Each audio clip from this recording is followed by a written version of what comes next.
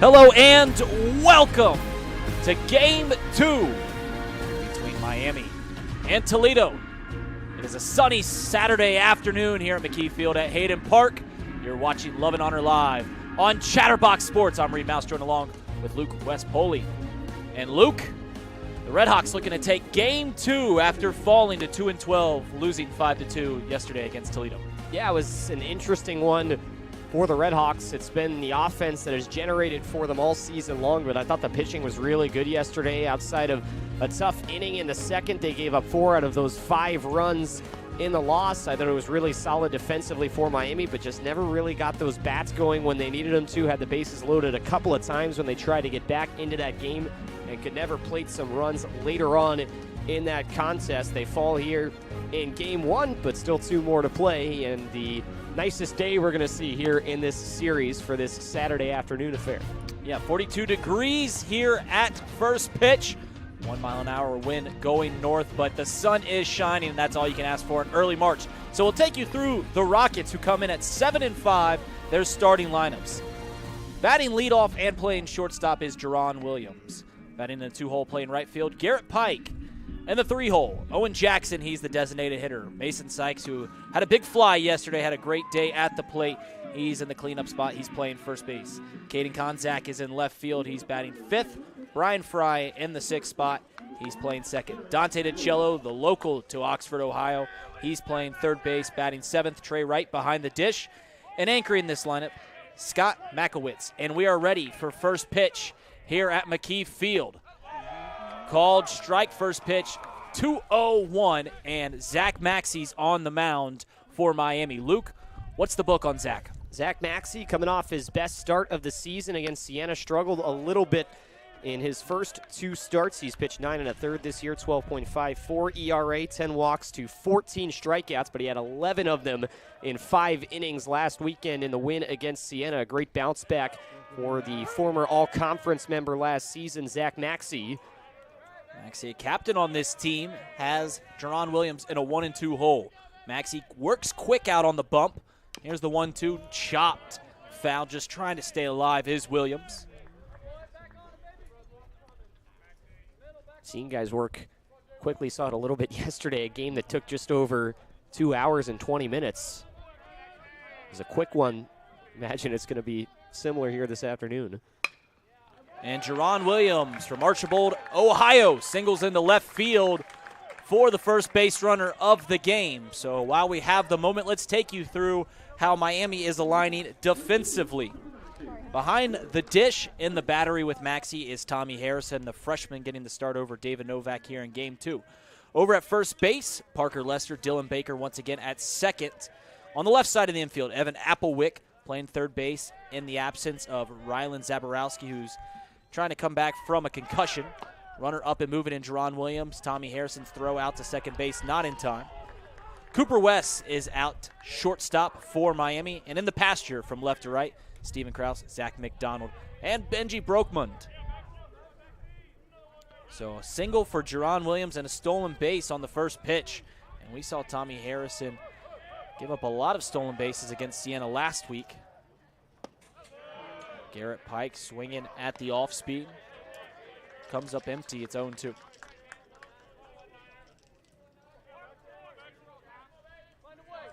Pike on the season, .326 hitter. All-conference nod a season ago, and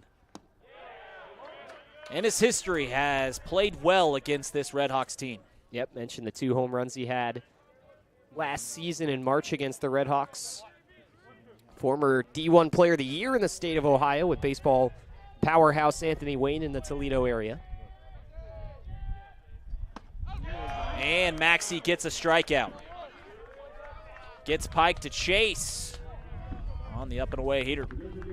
And now we're going to see Owen Jackson. Jackson had a quiet day at the plate yesterday in the 3-hole before the 9th inning win. He gave the Rockets a much-needed insurance run when he sent one over the 384 sign out in right field. Maxey comes set, checks on Williams out at second base. Off-speed pitch. Jackson way out in front, waving at the breaker. It's 0-1.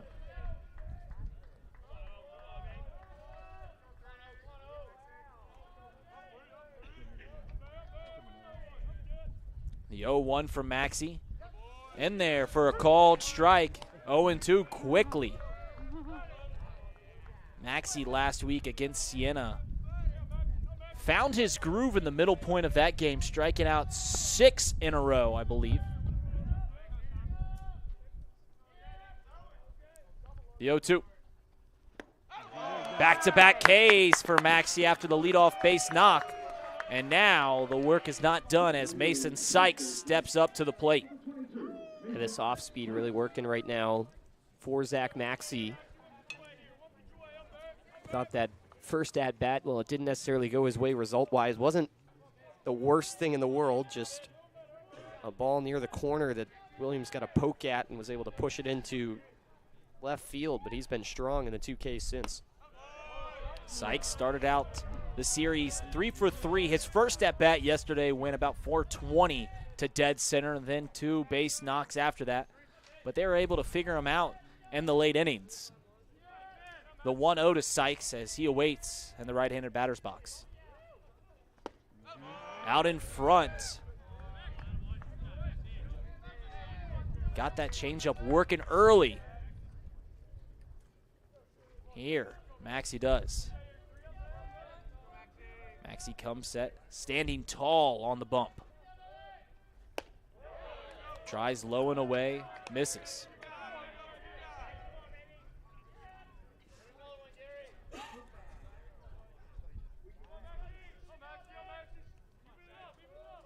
Maxey gets the sign from Harrison. The 2-1 dangerous count for a good hitter in Sykes. And he was eager to take a hack as he was out in front of that 2-1 offering. And it runs the count to 2s.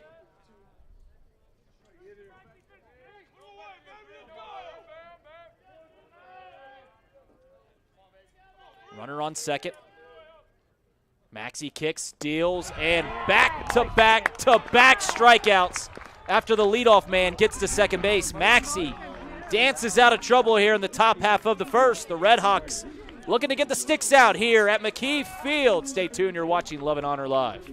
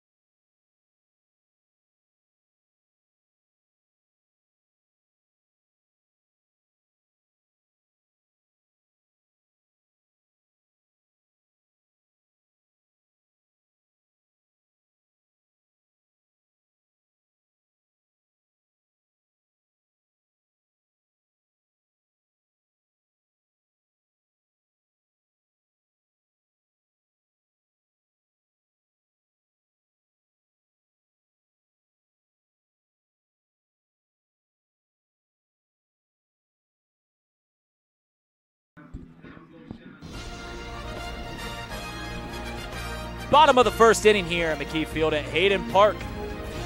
And the RedHawks are looking to get the sticks out.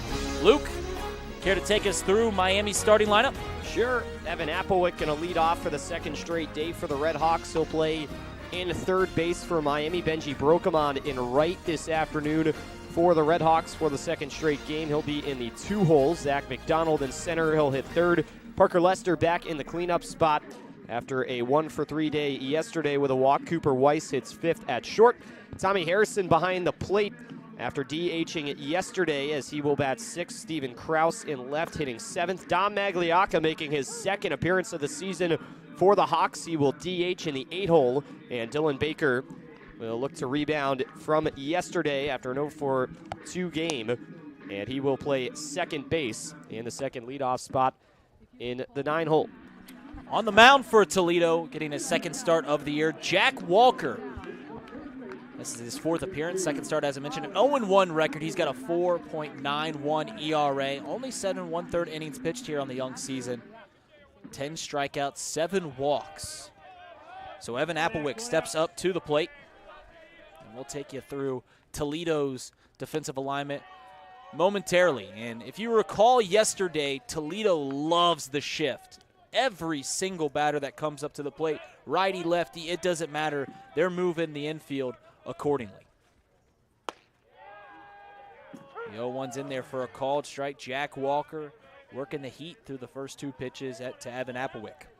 This Toledo team, they're a scouting-heavy team coming into any given weekend. Applewick fouls it back. What I find interesting is typically when you work these shifts, and I mentioned this yesterday, you want to pitch into the shift, right? If you have your entire infield on the left side of the field, you want to pitch into the batter. They still work away, so it's almost counterintuitive at times for Miami, and if they can find a way to hit the ball where it's pitched, there's going to be an opening in the field. 1-2 to Evan Applewick. The 1-2 just misses. Down on the fastball. 2-2's the count to Applewick.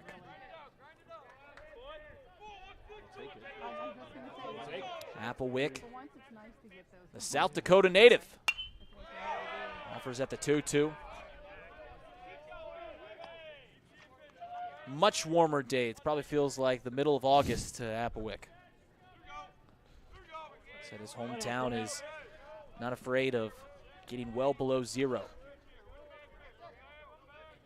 Walker offers. Applewick comes up empty on the outside. And 1 up, 1 down here in the bottom half of the first. So let's take you through Toledo's defensive alignment. Wright is in the battery with Walker. Mason Sykes over at first base. Brian Fry out at second for the Rockets. Dante DiCello, the native of Oxford, Ohio, a Baden graduate, over at third. Jerron Williams at shortstop, out in the pasture. Konzak, Makowitz, and Garrett Pike out in right. So that's left to right. Benji Brokman is at the plate. Brokman working on, what, an 11-game hitting streak. Got it in his final at-bat in the 9th inning yesterday. Has had at least 1 base knock in every game he started this season, besides the season opener. Got it right at the bitter end yesterday in that 9th inning. Kept the game alive, and then Zach McDonald nearly tied it at the very end with that fly out to center, went all the way to the warning track. He got the heart pumping for RedHawks and Rocket fans alike. Brokman awaits the 1-2 from Walker. Walker gets the sign. Wright lining up on the inside half of the plate. Brokman gets a barrel but hits it foul. He's really been pushing it a lot this at bat, up that right side. Yet to put one in play. This top of the order for the RedHawks struggled a little bit yesterday. It's kind of the middle of that order, starting with Parker Lester, that got a little bit done. The 1-2 fouled straight back. And we'll do it again. Benji has been a spark plug at the top half of the RedHawks lineup. The 1-2, he's working a good at-bat here and just froze him on the bender. Benji taken all away and right at the bottom of the zone for 2 strikeouts to the first 2 batters for Jack Walker. McDonald steps up to the plate, a .315 hitter, 17 hits, 54 at-bats, 10 extra base hits, and we mentioned it yesterday, coming up just short of the home run. Did he get it there? Giving chases, Makowitz, back, gone! And for the second straight day, McDonald and the RedHawks take an early lead. It's a home run ball that they just couldn't find yesterday. Hit a couple very deep fly balls. But Zach McDonald barreling that one up. Back-to-back at-bats now. He takes it to straightaway center, and this time had that extra juice on it. That's how you get a game rolling. Straightaway center. That's what you call squaring up a ball. And you put it over the center field wall. Seeing the ball well. As Parker Lester steps into the batter's box. 0-1 the count. Lester hitting the ball well, 327 on the young season. Not a whole lot of slug, though. His slugging percentage, 449. For his first 16 hits, 6 of them doubles. Has yet to poke one over to the fence.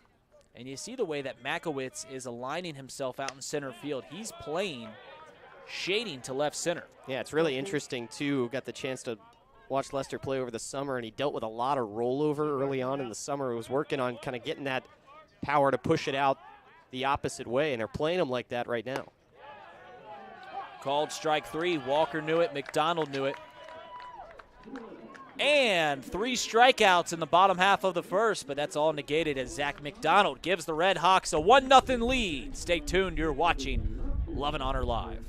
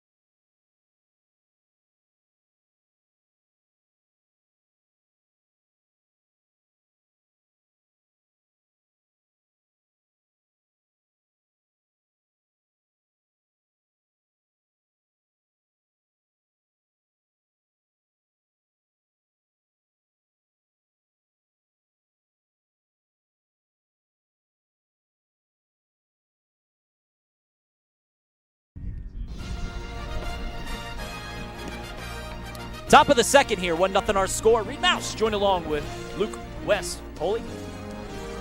And Zach Maxey was able to get out of trouble in the top half of the first after allowing the leadoff runner to get to second base. 3 straight Ks for Maxey, and he has that changeup working. We'll see what the Rockets can do if they can answer back. We saw an answer back yesterday. RedHawks took a 1-0 lead. Rockets immediately answered back, putting up a 4 spot. Yeah, that was kind of the story of the game, that second inning for Toledo. Got 9 to the plate that inning. All started with a leadoff home run by Sykes. He ended the last inning for the Rockets. This time it'll be Caden Konzak kicking things off for the Rockets. Caden Konzak, Brian Fry, Dante DiCello due up for Toledo. Fouled back. Konzak, a lefty swinger. Got moved up from the 7 spot yesterday. Most of the same faces in the lineup for Toledo. Couple changes, one of them being Trey Wright replacing Braden White behind the dish. And you'll see that from time to time. It's very rare to see a catcher be a 27-inning catcher, right? You go into a weekend series, play all 3 games, and that's a mark of 2 things as Maxey puts away Caden Konzak to begin the second inning. It's a tale of 2 things typically when you have a 27-inning catcher. It either means, 1, you're a very good team, a very complete team, but more often than not, it means that you just have a stud behind the dish, and both teams have had success with their catchers. Brian Fry sends one to deep right center field. Giving chase is Benji Brokman. He'll slow up near the right field warning track, just short of the wall for the second out. First pitch swinging was Brian Fry. And a nice job by Maxey. 2 up, 2 down here in the top half of the second. Ball's flying a little more today than it was yesterday. We did see those home runs from the Rockets, but it felt like flyouts were far in between. Both teams have barreled the ball up a little more here in the early goings with that home run and already 1 hit to the track. And DiCello takes one on the shoulder, and they're going to call it, or on the elbow rather, they're going to call it a strike for him not getting out of the way.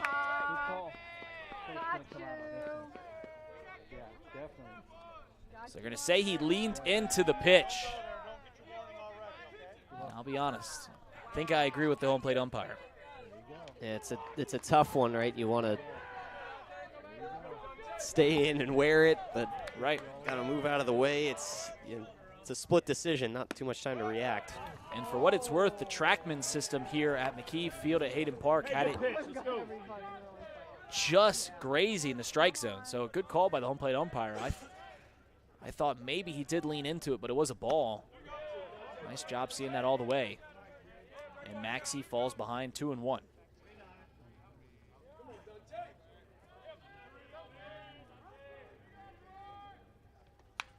Fouled back, and this at-bat's got everything. Dante DiCello throwing the bat towards the third base dugout. As he fouls it straight back, it's 2-2 once again. That only leads us to believe the outcome, where this can end up. We mentioned DiCello, a native of Oxford, Ohio, a graduate of Baden High School right up the road in Hamilton. Graduate student, played at IU Southeast before coming to Toledo. And what a comeback for DiCello as he sends one down the left field line. He'll take a turn around first, but he'll stay right there as Steven Krause out in left field gets the ball into the infield. And a base knock for DiCello. Works out for him in the end, pad the stats a little bit. Results the same as a hit by pitch, right? But you raise up that average, already sitting at 326 on the year. Mentioned it's been a good season for a guy who played a whole lot of NAIA ball, now moving up to the D1 level. Trey Wright getting his 8th start of the season. A .250 hitter, 4 hits and 16 at-bats. DiCello fakes the stolen base before coming back. DiCello on the year, 2 for 2 on stolen base attempts. We'll see if they get him up and moving with 2 outs, recognizing just trying to get a runner in scoring position. Maxey comes set, gets the sign from Harrison. Wright awaits, swings at the 0-1 out in front. And you're seeing a 77-mile-per-hour changeup. And talking with some of the players on the team, some of the people that are around this program, Zach Maxey's changeup is elite. And anytime he's throwing a breaking ball, there's a good chance that it is that changeup. And you can tell just based off the recent numbers alone, too, it's a good swing and miss pitch. Seen him go to it a lot. See if he goes it here on the 0-2. Grounded over to the second baseman, Dylan Baker. He'll flip it out to Cooper Weiss to get Dante DiCello out at second base. Another 0 on the board. We head to the bottom half of the second here on Love and Honor Live.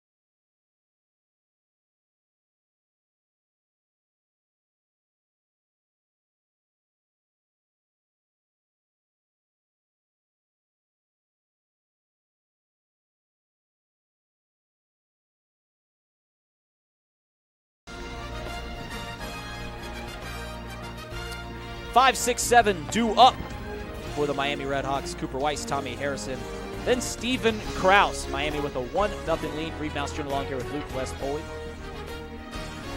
And Luke, Miami looking to add on to a lead. Haven't been able to say that much this season. In fact, just 2-12 in through the first, 4 home games, they've had the lead for just a couple innings. They had it early last night before giving it up in the top half of the second. See what they can do here in the bottom half. Cooper Weiss, first pitch swinging, 1 hop, goes right underneath the glove of Brian Fry. They did a nice job of aligning the second baseman, Brian Fry, to put him in a good spot, but Weiss puts it right underneath the glove. Yeah, he hit that ball right into the shift. Fry had a shot. Williams also might have had a shot if that shift wasn't on, if he was in the same spot to maybe make a diving effort, but I think he laid off, knew that Fry might have been there, just snuck underneath the glove.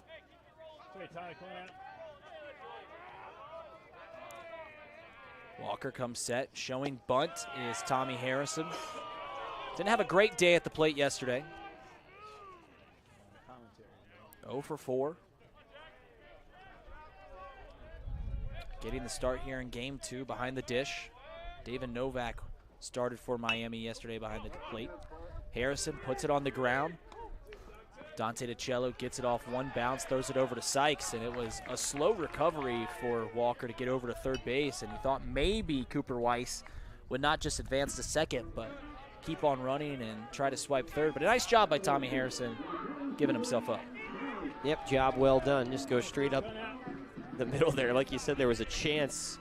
DiCello did an excellent job fielding that at third, but then there was nobody back covering for him. Thought maybe Weiss could kind of swipe another bag there. First pitch swinging for Steven Krause, a very aggressive hitter. He's in the lineup once again. Yeah, that breaking ball down and in has been a reliable pitch so far on these right-handed hitters for Jack Walker. Up and running. Weiss swipes third. Nice steal. A free 90 for the RedHawks. And with Krause in an 0-2 hole, Toledo's going to come in, push all 4 infielders on with their toes on the grass. Or the grass cut out of the turf, I should say. Walker's 0-2. Breaking ball that Steven Krause swings at. They're going to say he fouled it. It stops right in front of him. A weird play there. I like the RedHawks' aggressiveness here early on the base paths, especially with the kind of struggle they had offensively yesterday down the stretch. Love to see him just try to blaze their path to a run here. Krause offers out another breaking ball. Back-to-back benders from Walker to Krause. Fouled it back, spoiling the curveballs. What was interesting enough is Cooper Weiss, that was his first stolen base attempt of the season. And he's been on base quite a bit. Getting on at a 469 clip.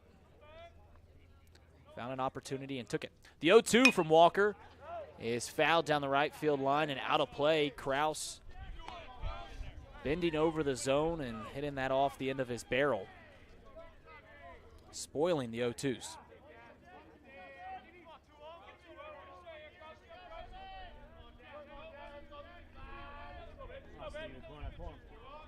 Walker comes set, right, aligning himself on the right side of the plate. And wow, missed on the outside. And our TrackMan system backs up the call by the home plate umpire. We'll do it at 1-2. Right, aligning himself once again on the outside. Walker, breaking ball. Krause sends it down the right field line. Giving chase is Garrett Pike. Pike will not get there, and it's out of play.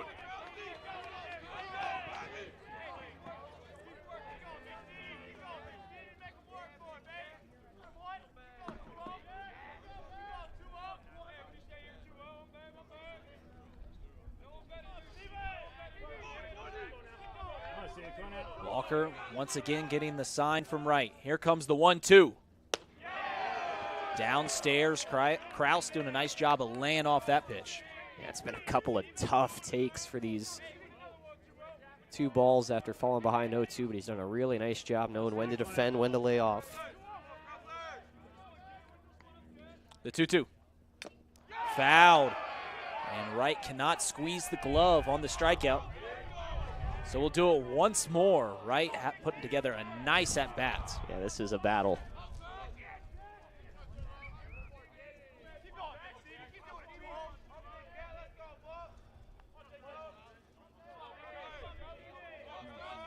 Krause was 1 for 2 yesterday at the plate. Breaking ball called, strike 3. Takes it over the plate, and after working a deep at-bat, finally succumbs to the Jack Walker breaking ball.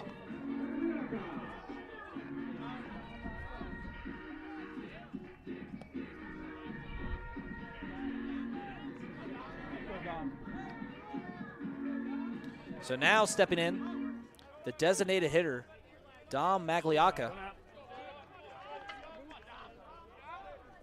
Magliocca lays off the first pitch he sees. Breaking ball in the dirt. Walker going to that almost exclusively here with a runner on third base. Magliocca just one at-bat on the young season. First start of the year. And what a better way to announce your presence in the starting lineup than bringing in a run on your first at-bat. That would be nice, wouldn't it? Came in once in a pinch hitter scenario against Georgia Tech. The 1-1. Walker takes a breath. Fires the fastball that misses downstairs. 2-1 our count.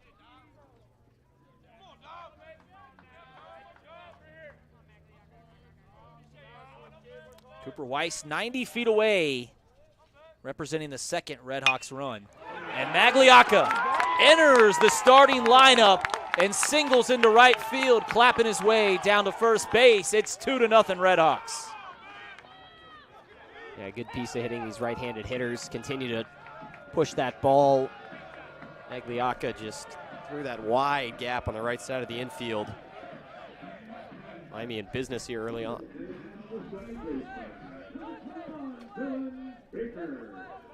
2-1 the count, or apologize, Dylan Baker steps up to the plate. Taking the first pitch he sees. Baker, a 161 hitter. This is his 10th start on the season. Looking to turn the lineup over for Evan Applewick. Magliocca over at first base, staying close to the bag with the southpaw on the mound. Walker mostly mix it in fastball and curveball. He comes set. And Baker fouls it over the first base dugout, over the pine trees here just outside Hayden Park. It's 1-2.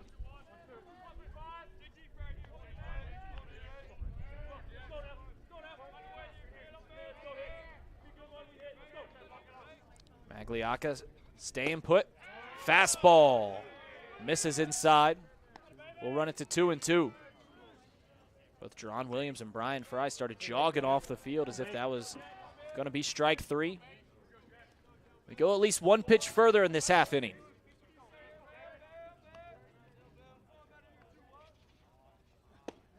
Breaking ball called, strike three on the inside part of the zone. Miami plates home a run thanks to the Thom Magliocca single to right field. It's 2-0 here on Chatterbox Sports.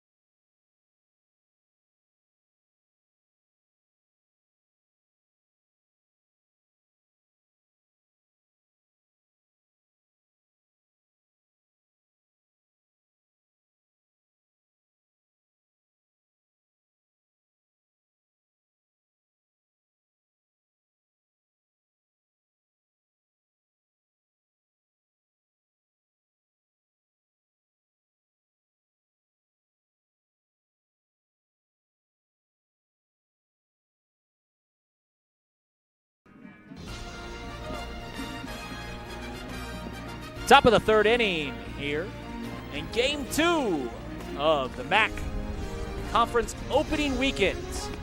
Toledo took Game 1 5-2, but the RedHawks have an early lead. 9-1-2 due up for the Rockets. Makowitz and Jerron Williams and Garrett Pike. Reed Mouse on the call along with Luke West-Poley. And Zach Maxey sung a 0 through the first 2 innings. Much needed change of pace for this RedHawks pitching staff. First pitch to Makowitz, shows bunt. And there for a called strike. Makowitz laid down a couple bunts yesterday. Yeah, he didn't even get to swing the bat until at bat number 3 at a sacrifice, at a bunt single as well. That came in the 4th inning. Finally got to swing the bat on the first pitch, grounded out in inning number 6 to second base. Yeah, Makowitz not seeing the ball well right now. A 171 hitter coming into this series. Had a base hit yesterday, but that was the bunt single that you alluded to. In fact, just 7 hits in 40 at-bats this year. It's a former Great Lakes League All-Star MVP. The 1-2. Luke, did you get to call the All-Star game? I did, and I interviewed him after that Nice. game as well. So he was a fantastic player that summer in the North Division for the Sandusky Ice Haulers a couple summers ago. The 2-2.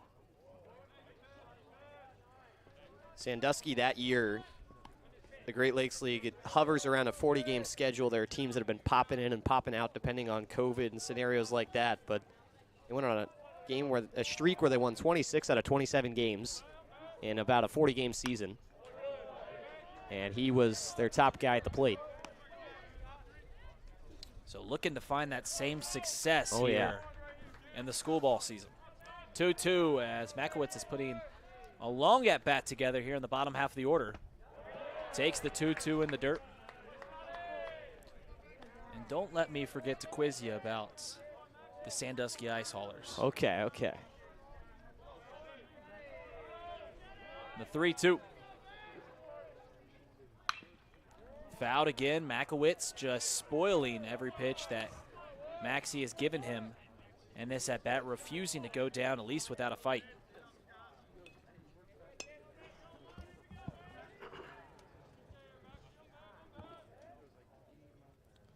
The payoff pitch. Fouled down the left field. Will it stay in play as Cooper Weiss is hustling towards the home bullpen? It is well out of play. And we'll do it again.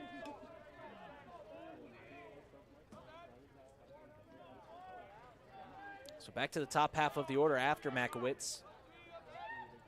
The 3-2. Called strike 3. The changeup froze the 9-hole. And Maxey with his 5th strikeout of the game.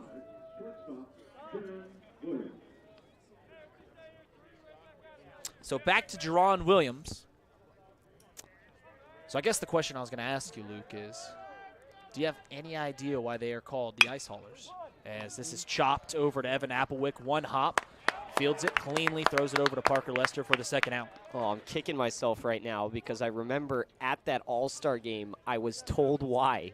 I remember that I was told why, but I don't actually remember why. So in the time before refrigeration, and were they all a big these great things, ice industry city, hauling ice around, you could say, ice blocks? There was an industry called ice farming, which is exactly like it sounds. You would cultivate a body of water, water freezes, and then you would start cutting it up and put it either underground or in warehouses to save for the year, as this is chopped over to Parker Lester. Nice play, but Zach Maxey doesn't get to the first base bag on the flip. So Maxey not there in time. Garrett Pike will take first base. You want to know, Reed, why I know that the ice farming industry is a thing? Yeah. It's because of the movie Frozen. Because that's what the one character in Frozen does in like the first couple scenes of the movie. He's an ice farmer. So yeah, back before refrigeration, he had what was called an ice box, which is why refrigerators still get that name to this day. And you would quite literally put a big block of ice in this metal contraption, and it would keep your food warm or cool for long periods of time. But back to baseball, which is why you're here. Owen Jackson's at the plate. There's a runner on first base with 2 away. Garrett Pike takes a lead. A pitch into Owen Jackson's in there for a called strike.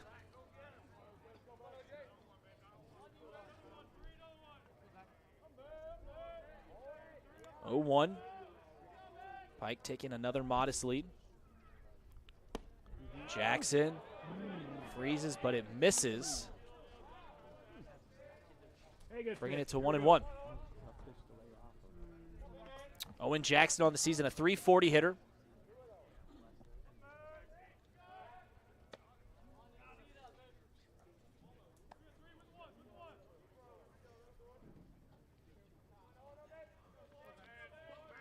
So one away. That was Scott Makowitz, the strikeout. Garrett Pike would have been the second out on that play, but Miami doesn't get Maxey over to first base, so it's a 2-1 count to Owen Jackson. Maxey comes set. Kicks, steals, misses upstairs.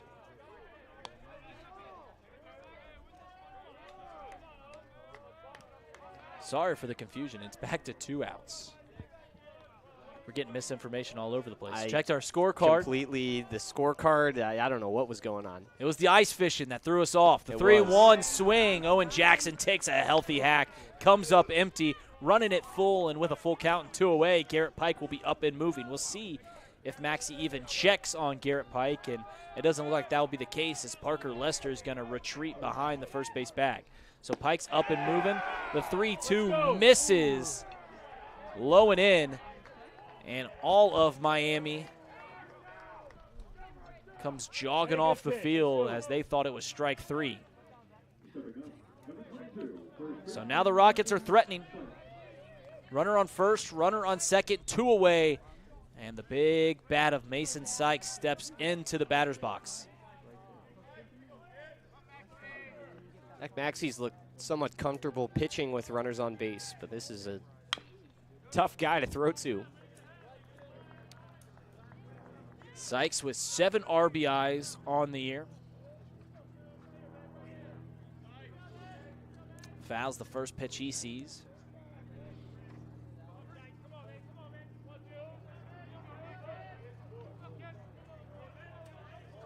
The 0-1. Maxey takes a breath.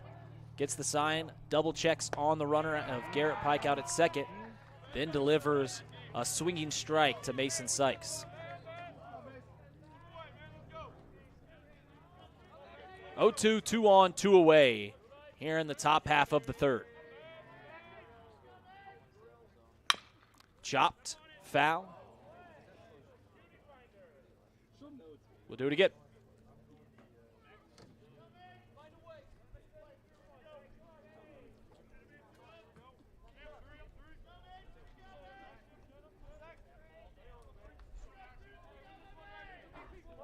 Maxey getting the sign from Harrison. Checks on Pike out at second. Kicks, deals. The 0-2 is sitting to center field. Retreating's McDonald. He'll be underneath it for the third and final out. So 2 runners reach aboard, but they leave them stranded. We head to the bottom half of the third. It's 2-0 here on Love and Honor Live.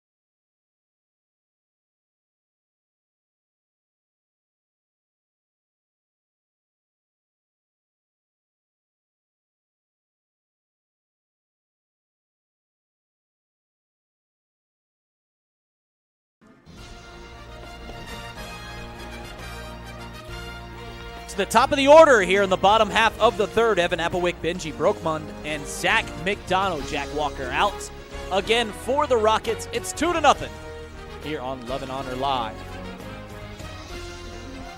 Miami looking to add on to their 2-0 lead. Scored 1 in the first, 1 in the second.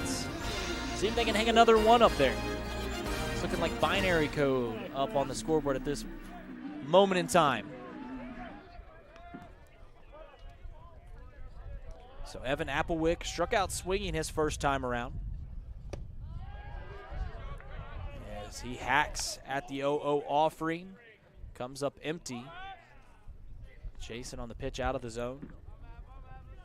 Walker gets the sign from right. In the turf. 1-1. Much better weather today, Luke, than we had yesterday. Yeah, definitely. Winds picked up a little bit, but even before that in the early innings, it was really nice and comfortable out there. As the 1-1 misses away. And we were dealing with just an overcast sky yesterday. A lot of wind, 16-mile-an-hour wind. The feels like temperature was below freezing here at McKee Field. Today, much warmer. And most of it is that sun beaten down as Evan Applewick fouls one down the right field line, but out of play. And the count goes to 2-2.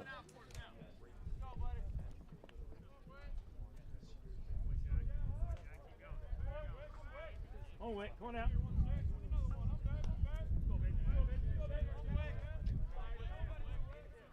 The 2-2 misses away. So running it full, and we mentioned Toledo shifting every single batter that Miami has. The payoff pitch from Walker to Applewick misses. Leadoff runner on for the RedHawks. And now we'll see Benji Brokman, who struck out looking his first time. Yeah, see if Brokman can adjust a little bit. Had trouble with that breaking ball that Walker repeatedly went to in that first and second inning. That's what froze him on that strike 3 call.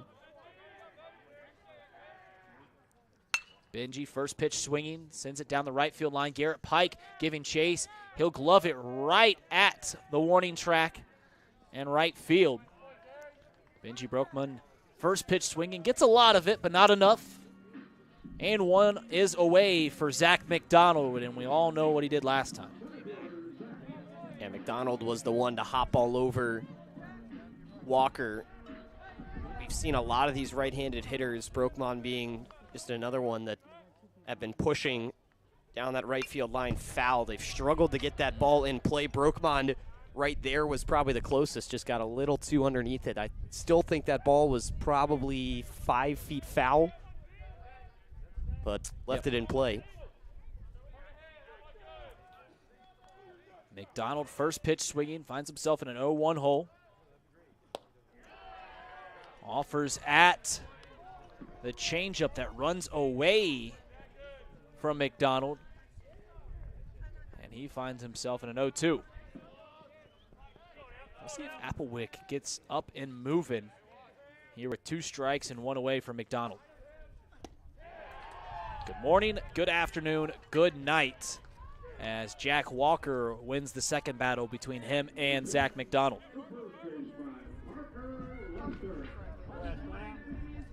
So Parker Lester, who struck out looking, steps up to the plate. Walker, that's his now 6th strikeout through the first 3 innings. They're still going to move Makowitz over in center field a little more towards left, and now Pike going to kind of fill some of that spot in right center. Opens up 2 big gaps in straightaway center and down the line for Lester as one gets away. Yeah, fastball rides up and in on right. Pass ball. Right was working on setting up on the outside, and when a fastball misses up and in, it's a really tough situation for a catcher to get a glove on that one. So Applewick actually moves up into scoring position for the cleanup hitter Parker Lester. What's interesting about Makowitz being in left center field is that is the exact location where Parker Lester had a bases clearing double against Siena last week. Flaring one out to left field. Konzak comes in and camps underneath it in shallow left field for the 3rd and final out. So they get a runner in scoring position, but come up empty. To the top of the 4th we go here on Love and Honor Live on Chatterbox Sports.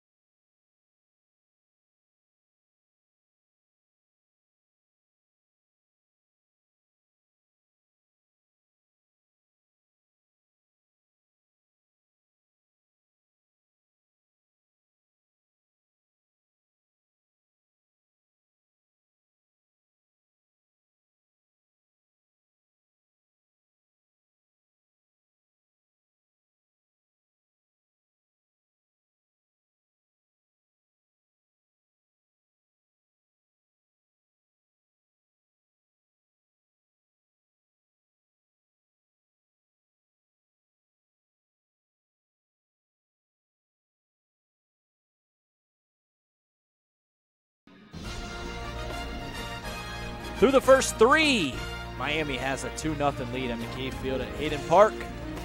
I'm Reed Mouse, and taking you through the next 3 innings will be Luke West Polly. I got to get it right. Luke, take it away. Thanks, Reed. To the 4th we go here from McKee. Zach Maxey back to it. Maxey must like working from the stretch. A base runner in every inning, but so far nothing for the Rockets offensively. Caden Konzak, 5-hitter, leads things off for the Rockets. Struck out in the 2nd inning. 1 of 5 that were sat down by Maxey the first time through the order.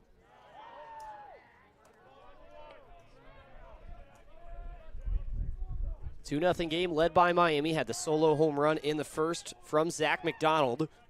They're able to plate one with Weiss. Count even up at 1-1. Umpire having a brief conversation with this Toledo dugout that was very rowdy yesterday. Got warned in the middle part of that game after Konzak actually made a play out in left field to end an inning when they were back defensively.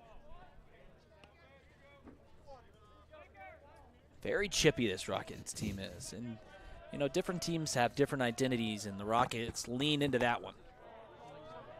Just upstairs on the breaking ball there for Maxey to make it 3-1. Hey, good pitch. Here we go.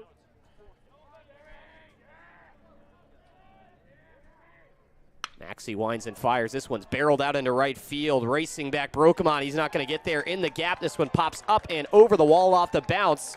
A ground rule double for Caden Konzak. He gets his first hit of the day. And for the 2nd time in this game, Toledo has the leadoff man on. That's their first extra base hit of the day, and it comes off the bat of Caden Konzak. So Maxey goes with the off-speed. He's normally fastball, changeup. Finally goes to a breaker. It's the slider. He just left it up at the top of the zone, and Konzak got all over that, sending it into right center field. And that slider has been a pitch that he's worked on throughout the offseason, trying to work that more into the arsenal. We mentioned he was a 2nd-team All-MAC selection. RedHawks brought some transfers in to add to their staff, but the big returner to highlight things for the Hawks was Maxey.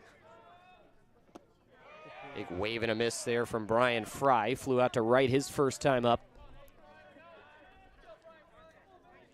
Back when I used to catch, I loved catching a pitcher with an elite changeup. It just makes it so much easier to call pitches having that 3rd pitch. Fry couldn't pull the bunt back, so that'll make it 0-2.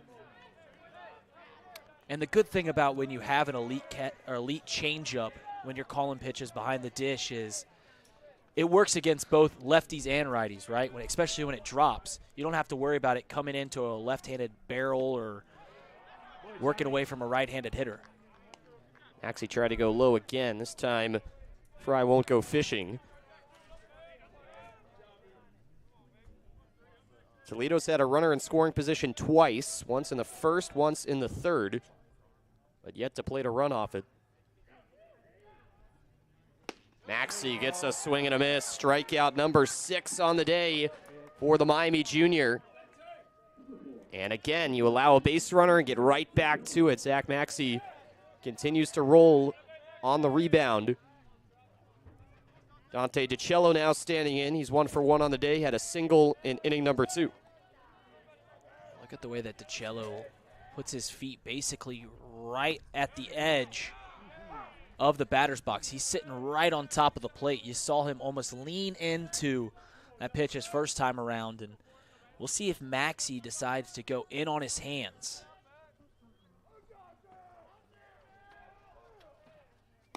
This time Maxey up and away to even the count of the ball and a strike. Saw DiCello get hit on the first pitch he saw in that 2nd inning, but was called for leaning into it. And the track man here at McKee Field said that ball actually caught the zone. 1-1 reached for and poked back. Make it 1-2 here with 1 gone. RedHawks being out hit by Toledo right now 4-3, but leading 2-0. 3 of the 4 Rocket hits have been singles, but the latest from Caden Konzak, a 2-bagger. Maxey deals the 1-2, wave and a miss. Another off speed, down low. Ducked underneath the bat of Dante DiCello. And after Maxey went through the first 5 batters in the order without a strikeout the second time around, he's gone back-to-back here. Fry and DiCello both sat down, and now 2 gone with Trey Wright standing in. He's been absolutely fantastic when he gets in trouble.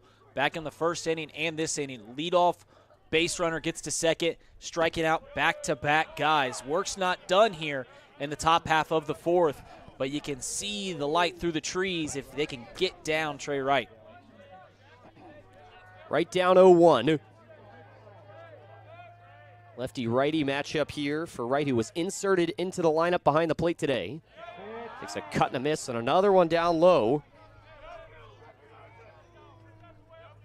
Breaker there from Maxey, and he is ahead 0-2.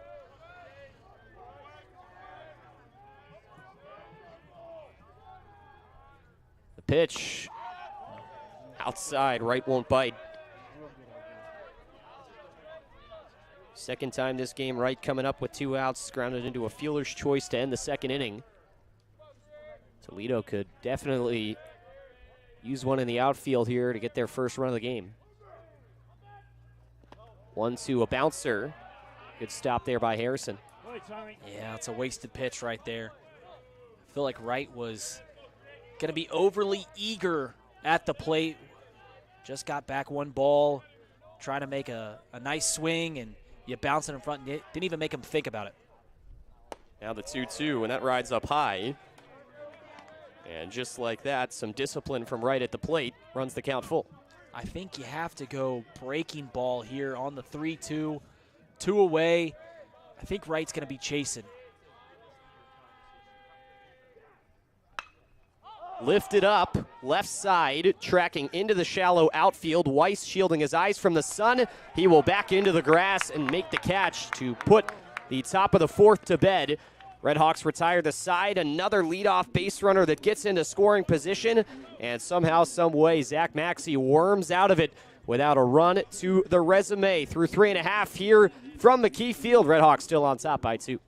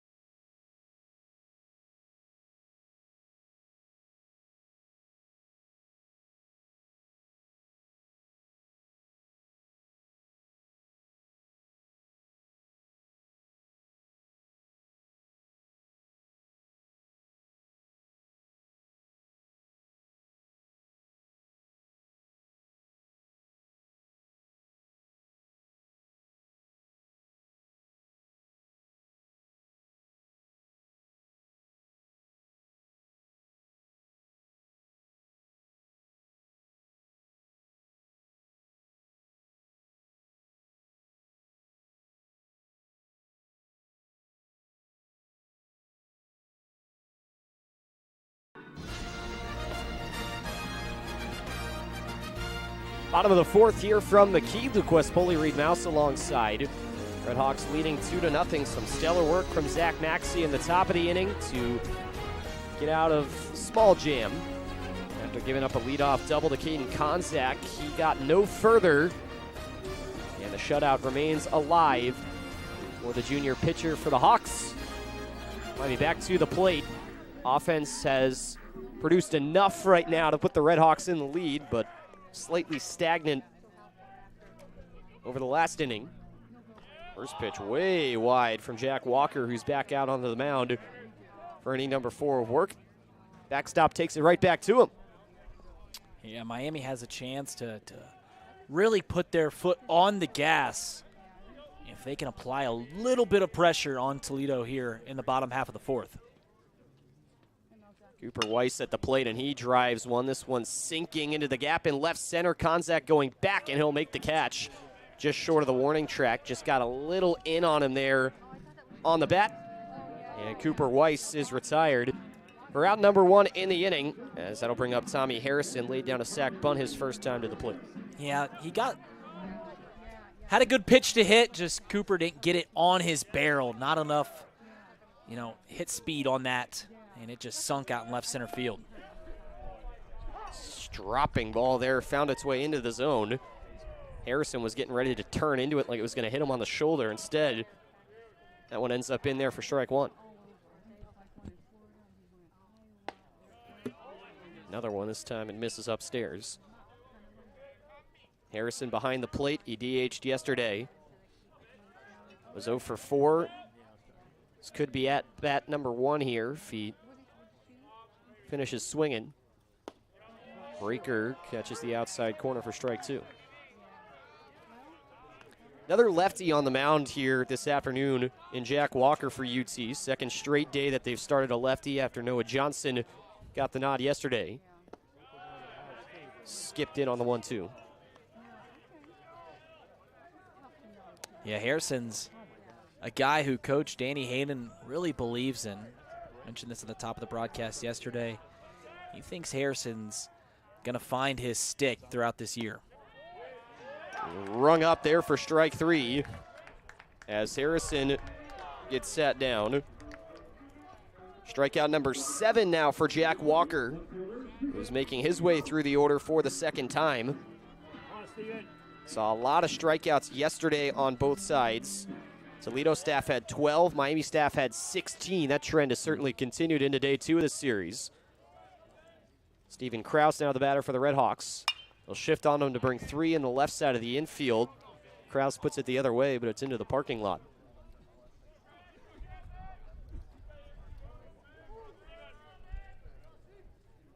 Krause struck out looking. The middle of the second inning. And all over that pitch, diving stop made by Fry at short, but he's got no play. Ripped up the left side by Steven Krause, give him an infield single as the inning remains alive. Yeah, Krause is being very aggressive at the plate. Through almost every at-bat we've seen in this series, swinging at the first pitch, and he continues his aggression. First pitch swinging, second pitch swinging, gets the base knock there. So now Thom in, know what he did first time around, had that RBI single and what was just his second at-bat of the season, making start number 1 on the year. That pitch drops low on him for ball 1.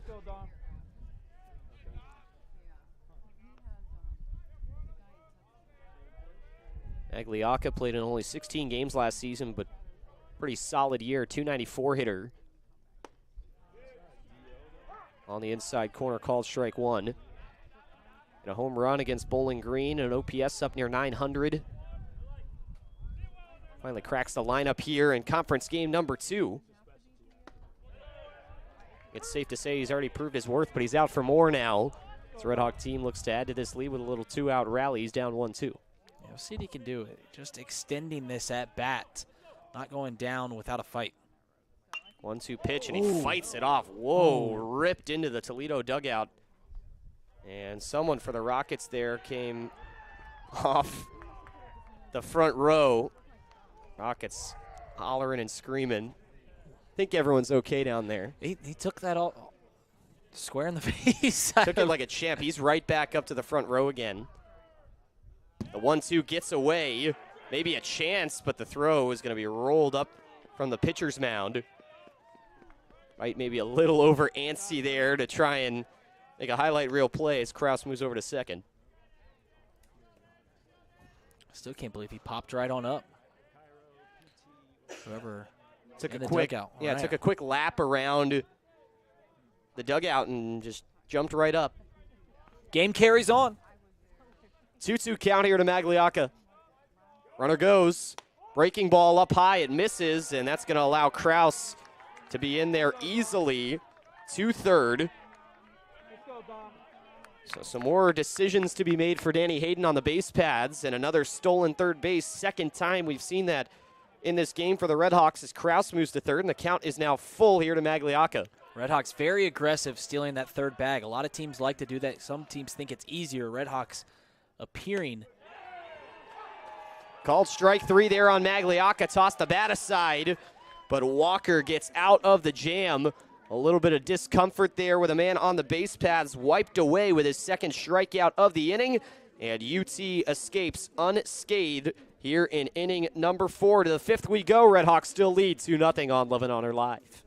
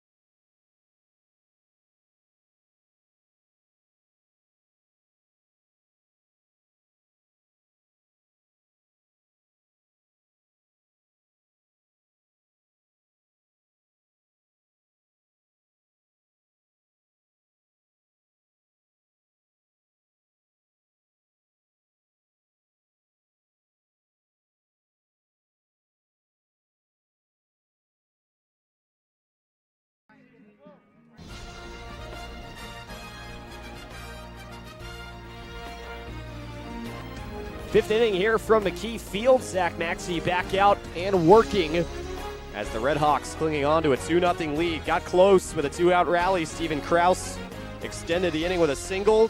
Took a couple of bags, got all the way to third. The RedHawks can't push one across. 9-hitter Scott Makowitz leading off for the Rockets. 0 for 1 on the day with a looking strikeout. And Maxey will paint the outside corner to get us going here in inning number 5. Maxey went 5 innings. That was the deepest he'd gone all season against Siena last weekend. The 0-1 reached for, poked down into shallow center. That's going to drop. Bloop single for Scott Makowitz. Guy who's been in a slump to start this year. Sometimes that's what you need. Just poke one out there into center field, and the Rockets off and going here in the 5th. Yeah, though he's in a slump, he's doing a nice job, at least in this ball game, just getting his hands through the zone and finding out a way to flick the barrel on the bat. You know, he's not hitting with any kind of power or anything like that. Just flare it out to center field, and that's all you need to do when you're batting 9-hole, especially with the speed that Makowitz has. Is he doesn't need to get a double. His legs can create a double. Flips the lineup card to the top of the order. Jerron Williams 1 for 2 on the day. Singled to lead off the game for the Rockets. Stranded on second base after 3 straight strikeouts following his at-bat by Zach Maxey in that inning.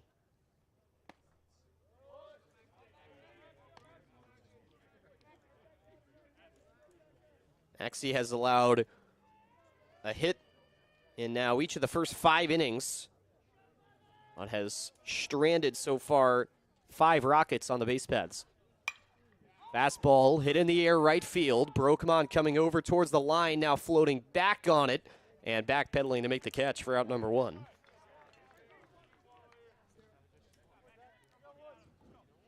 Would not be surprised to see Makowitz running here to try to generate getting him into scoring position here with the middle of the order up. Garrett Pike, who's 1 for 2, who'd singled in his last time up to the plate now. Actually gets that lefty on lefty. But I think your mindset is shared by him, Reed. He's taken quite a few checks now at Makowitz over there on first. Modest lead. Swing and a miss there on the opening pitch. Pike way out in front. Yeah, 74-mile-per-hour changeup way out in front is Pike. Now can you speed it up and blow something by him?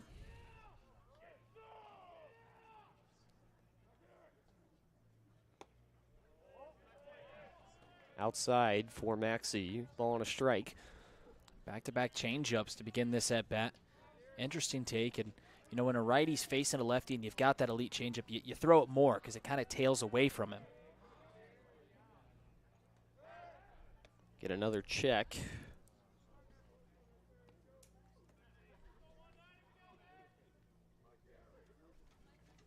Pike in the Toledo batter's box went 0 for 5 yesterday. So far he's 1 for 2. And he'll chop that one on the ground foul. Second team All-MAC selection a year ago. Also a member of the MAC All-Tournament team, Garrett Pike. Rockets team that might be out for blood this year in the Mid-American Conference. Kind of been overshadowed a bit by the rivalry that's developed atop the league between Central Michigan and Ball State. This Toledo squad trying to put their name up there as well. This one chopped on the ground, stopped it first there by Lester. He throws, or rather lost it over there in between first and second base and didn't have a play. Red Hawk defense was moving all over the place. Lester made a great stop to get the glove up towards that ball and knock it down, but just a tough play then to pick that off the turf and find an option. That'll move Makowitz up a base. Yeah, such a tough play for Parker Lester. You're holding the runner on Makowitz, and then you're trailing off as the pitch comes in.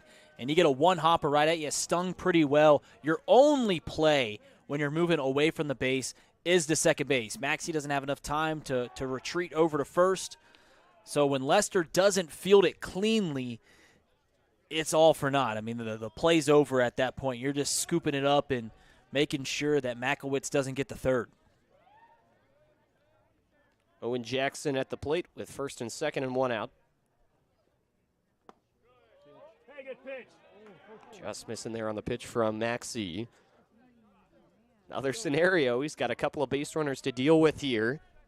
In this situation, Maxey has been excellent, dealt with first and second in that third inning as well, got out of it. This one driven in the air, right field, back going Brennaman looking up at the wall, and he runs out of room. It's out of here. A ball that just carried. Owen Jackson for Toledo hits it out of the yard. And the Rockets, with one swing of the bat, take the lead as Jackson hits his 6th home run of the year.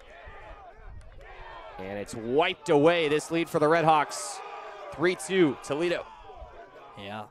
Home run in back-to-back games and erase the lead with one swing. Maxey, who's been so great with runners on base this game, has been hanging zeros through the first 4 frames, just leaves a pitch up to the 3-hole hitter, Owen Jackson, and he's got just enough power to scrape the wall for a 3-run shot, and now Toledo's in the driver's seat.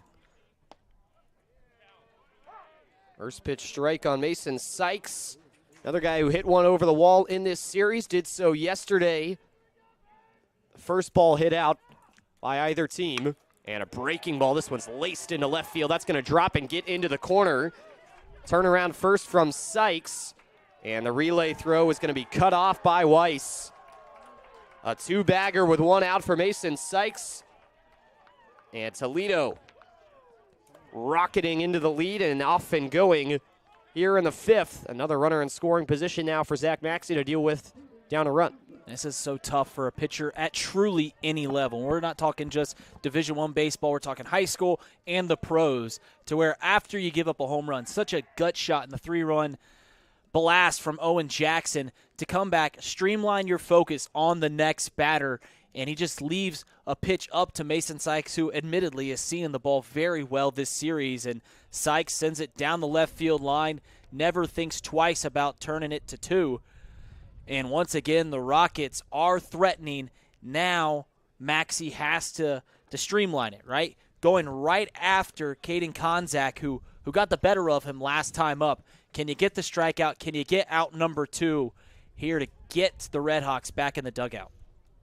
Jeff Opalewski out to give some words to his pitcher, Zach Maxey. It's gone 4 1/3 so far. Some movement going now in the Miami bullpen. Remember, Maxey's longest of the season was 5 total innings against Siena last weekend. Konzak 1 for 2 on the day with a double that came in the last time he was up to the plate. It was in the last inning, led it off with that double. Righty on lefty here for Maxey, and he bounces one in. It gets away from Harrison. That'll allow Sykes to move up a base. Yeah, Harrison's got to do everything you can to keep that ball in front of you. Runner on second base, you can't let him go up 90 feet. Now you need the strikeout, right? Now you can't get the ground ball to get out number 2. You need to put away Konzak here. Infield has come in for the RedHawks. 2-0, paints the outside corner for strike 1. That's a good comeback pitch by Maxey. You got to punish aggressiveness here, and I think Konzak's going to be aggressive on this 2-1. And the 2-1 pitch outside, not something for Konzak to hit. He'll take it and moves ahead 3-1. Right-hander in the Miami bullpen is Kenton Egbert. You can't be afraid of a walk here. Put a runner on first isn't the worst thing. But a breaking ball that curls in to that outside corner. A better result there for Maxey as Konzak tossed the bat aside. So now it's a full count. Once again, you're giving your best pitch to Konzak here. You're not afraid of walking him. You got a free base over at first. 3-2, and it is low and away. So Konzak works the walk. An empty base at first is filled. Double play ball now, an option for the RedHawks. As Brian Fry comes to the plate, looking to add to this Toledo lead. He's 0 for 2 so far. Double play depth now for the middle infield. And Maxey fires one in there for strike one. That's the most important pitch that he's thrown this inning. Getting that strike one with the runners on the corner, you're looking, begging for the ground ball.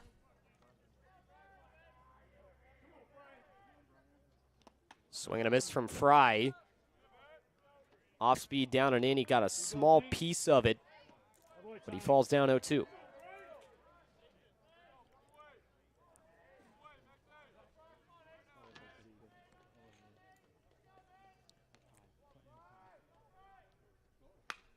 This one, Looper carrying out to right field. Broke him on underneath it. He'll make the catch. He's going to fire this one in to second base, but they'll give the Rockets the run. It's a sac fly for Brian Fry as Mason Sykes will score.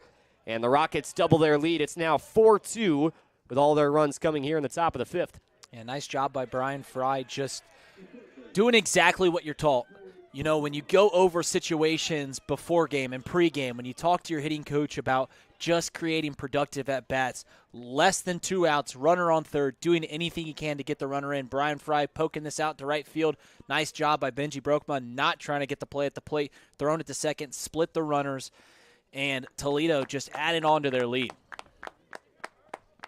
So that will bring out the Miami staff, and we will see a change on the Red Hawk mound. Just short of the longest outing for Zach Maxey this season. He'll end up with 4 2/3 innings of work, and Kenton Egbert will take the hill for the RedHawks. That all when we come back here on Love and Honor Live. Toledo takes a 4-2 lead over the RedHawks. Back in a moment.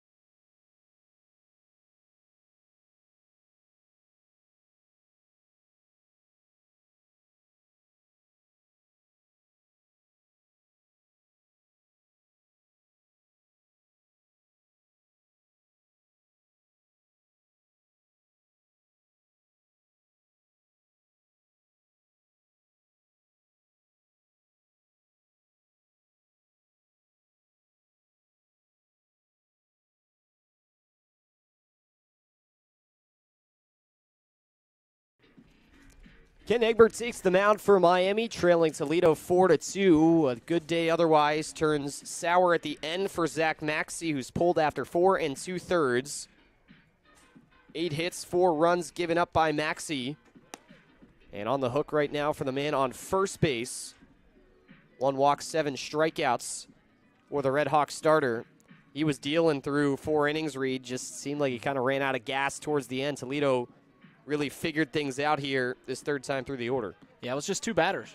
Truly, it was Owen Jackson on the big fly, the 3-run home run, and then he lost focus for 1 more at bat, and that was Mason Sykes, and the pass ball allowed Mason Sykes after the double to move to third, sacrifice fly, and that's your 4 runs. It truly came down to 2 batters. He had been so sharp with runners on base, but now Kent Egbert's got to clean up the mess.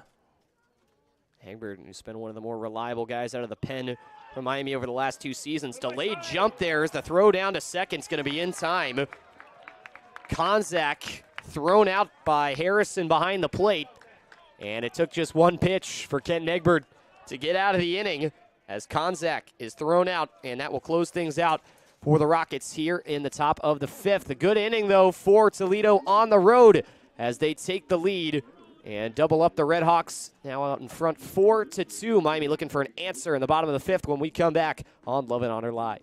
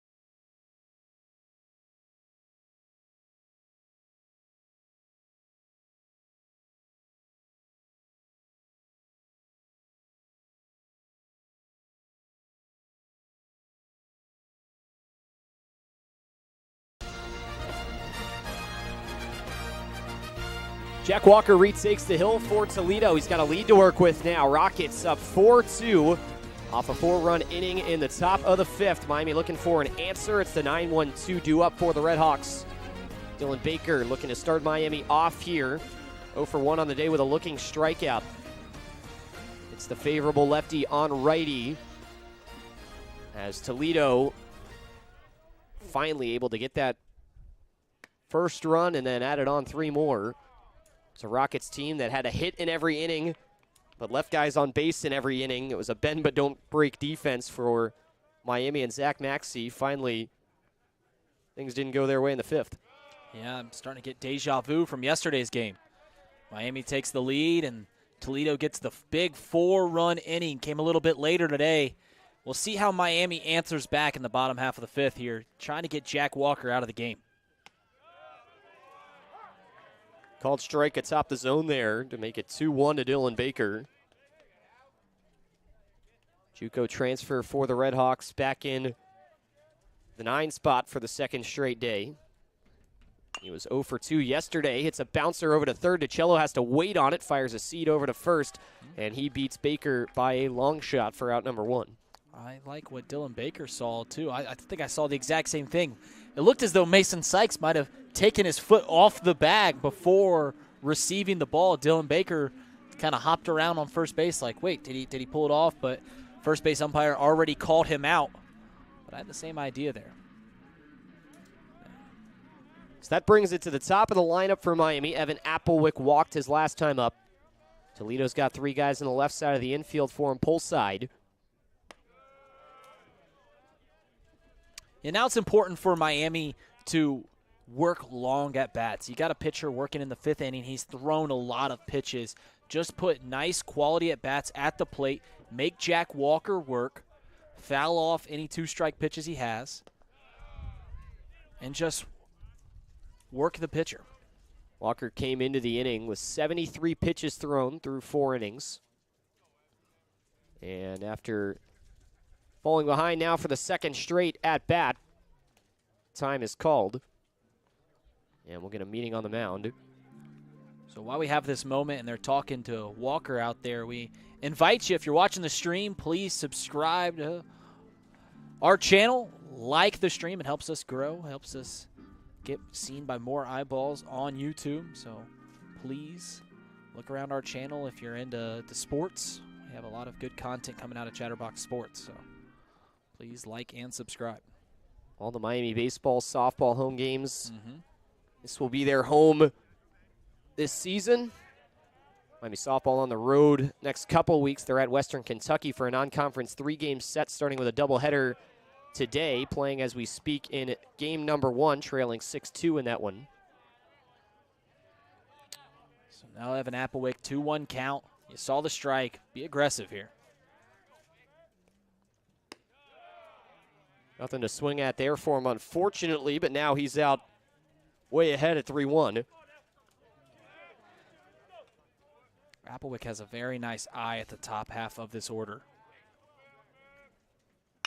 This one driven out into the gap in left center, tailing away. That ball's going to hit off the base of the wall. Konzak loses the hat, but he gets to it. It's a stand-up double for Evan Applewick. A nice job by Applewick. He extended over the plate, but still found that barrel to drive it out to left center field. And that's exactly what you want on a 3-1 swing. You know you're going to get something to hit. You know they're going to lay it in there. Be aggressive at the plate and make it hurt. So Benji Brokamon comes to the plate now for Miami with one away. They're going to bring the first baseman and Sykes in on the infield grass to him. As Brokamon lays off pitch number 1. For ball 1. Brokamon 0 for 2 on the day. Flew out to right field in a ball that was hit pretty well the opposite way his last time up. Caught just barely in foul territory. Walker continuing to struggle early in these at-bats. Yeah, Benji's pop is the most surprising part of his game. I mean, he put that all the way on the warning track down the right field line. We saw him last week against Siena put one middle up the wall to dead center. It's ahead 3-0. Now, don't mistake me. He will bleed some ground balls through the infield, but he can also make you hurt putting one in the gap.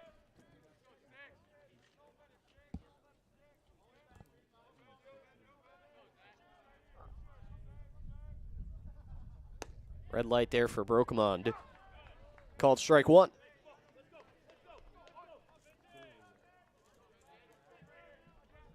Yeah, I think I'm still looking middle of the zone with Zach McDonald in the on-deck circle. Ball 4. Simple enough there for Benji Brokamon. Jack Walker threw 5-pitch walk. Not exceptionally close there on the ones that missed for him. Not a whole ton of decision-making needed for Benji Brokamon in the box, and that's going to spell the end of the day for Jack Walker. And so we will have a new pitcher for the Rockets. There is a right-hander, and he's going to have a very interesting arm slot that we will see when he comes out after this. RedHawks threatening, trying to tie this game, maybe even take the lead with 2 on here in the bottom of the 5th. We'll return in just a moment on Love and Honor Live. Stay tuned.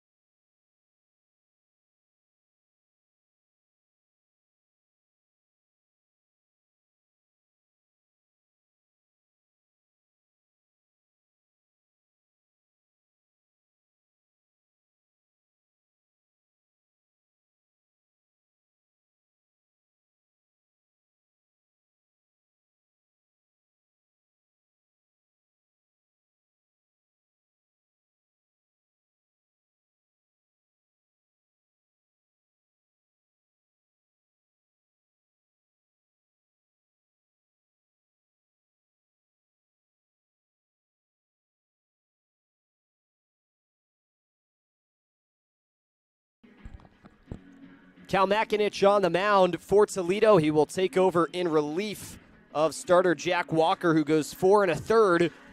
Makinich, the side armor out of Columbus, Ohio, Bishop Watterson High School. Pitched 50 innings out of the bullpen for the Rockets a season ago. Tied for second in the MAC with 6 saves. And looking to get out of a jam here. And what is appearance number 6 for him on the season out of the pen. Yeah, with a high leverage situation, runners on first and second, the middle of the order due up for Miami. They go to their cowbell. That's Cal Makinich at 2.92 ERA, 12 1/3 innings pitch. This is his 6th appearance on the young season, 10 Ks through his early season work. First and second with 1 out here for Zach McDonald. Hit a home run in the first inning to straightaway center. And now facing off against a right-hander for the first time this game, the side armor, Cal Makinich. First pitch, and this one lofted into center field. Makowitz blocking out the sun with the left hand, and he will make the catch. Tagging from second, Applewick will be there, as the relay will be walked on in by shortstop Williams. It'll move the runner to third, and now they're on the corners with 2 gone for Parker Lester. Yeah, McDonald wasting no time trying to see a pitch or two from Makinich. First pitch swinging, sends it out to center field, and actually it was a really nice job by Evan Applewick out at second base. You know, he tapered away from second base, waiting to see if Makowitz got underneath it out in center field after he realized he was going to make the play, quickly retreated to second base and took third. So it won't take a hit to the outfield. It'll just take a continuation of this inning to bring in one more run. Parker Lester 0 for 2 on the day. Yesterday had an RBI in a 1 for 3 effort that included a walk. You can tell Makinich, you know, it's so weird when you see these side-winding pitchers. They often have a lot of moves on pickoff attempts, and, yeah, he does the old rope-a-dope there. The first pitch over to Benji, the first pickoff attempt, just tossing it over, then quickly getting his toe right back on the rubber. The second, Benji takes one lead off, one step off first base, quickly throwing it over there. Leadoff very conservative from Brokemond on first. Pitch will miss away to Lester.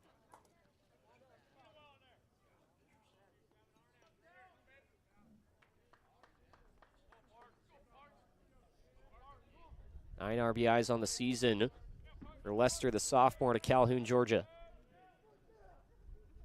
1-0, foul tipped. Good one there for Lester to go for. Just coming up empty. Makinich throwing a lot of strikes. Miami hitters being aggressive to the first 2 batters. See if that continues. And they're not going to let Benji Brokemond get to second base and represent the tying run in scoring position.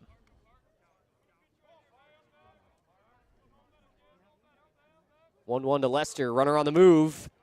Swinging. He'll foul that one up and over the screen. 1 ball, 2 strikes now to Parker Lester. RedHawks down by 2. That tying run is aboard over on first base. RedHawks in a situation similar to this, trailed 4-2 for a lot of the game yesterday. Had multiple opportunities with runners on base. Just couldn't get anything across in the middle innings. Runner on the move again, pitches outside, and there's nobody covering the bag. So Brokemond will take second. That puts 2 in scoring position, eliminates the force. And the count now even, 2 balls, 2 strikes to Parker Lester. Interesting that they didn't even try. They just gave Brokemond the chance to take second base. Didn't want Miami to do any hanky first or third plays.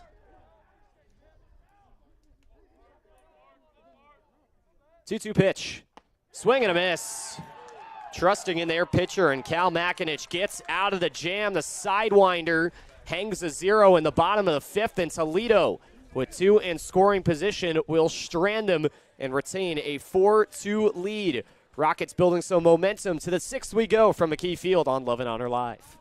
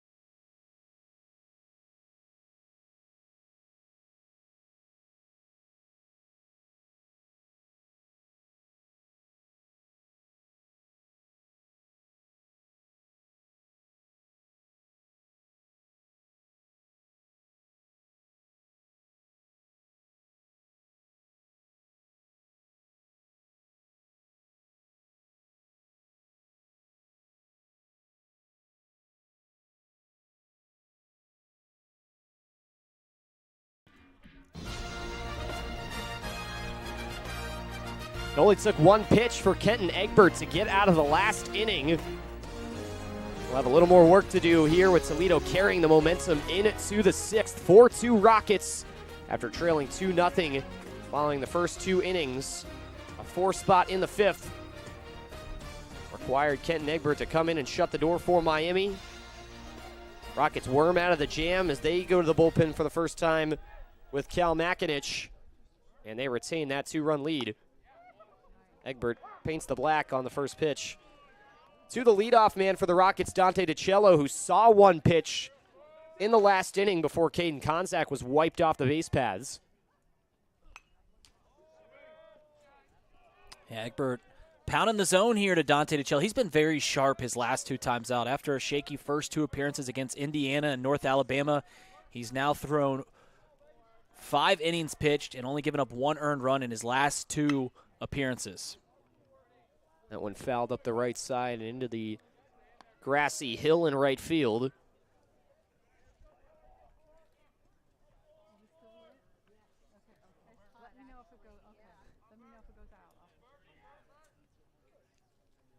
Oh, 2 swing and a miss, up and in on DiCello. And he takes a hack, back-to-back strikeouts for DiCello now, and the first fan there for Kenton Egbert, out number 1 here in the 6th. Yeah, really good sequence to Dante DiCello. Get ahead early, then working the outside, then you bring the heater up and in and make him chase. Cut and a miss from Trey Wright, who's 0 for 2 on the day. I love the leg kick from Kenton Egbert. Everything. The leg kick, the socks, the high water socks with the stirrups. And the red uniforms with the white pants. I think everything just accentuates it, makes it look so much more dramatic than maybe mechanically it is. I love it, though. He's ahead 0-2, continuing to pound the zone here. Swing and a miss. Wright goes down. Back-to-back strikeouts for Kenton Egbert. And he's dealing here early on, Reed. This is what you like coming out of the bullpen. When you're looking for someone to come and relieve your starting pitcher, you want him to work with pace. You want him to control the game, and that's what Kenton Egbert's doing. He's getting on the rubber, figuring out what he wants to throw, getting the yes from Harrison, and then getting right after it. First pitch just missing in on Scott Makowitz. Got things started for Toledo with a bloop single in the last inning. Came around to score their first run. His first hit into the outfield of this series after he picked up a bunt single yesterday. Ahead on Egbert here, 2-0.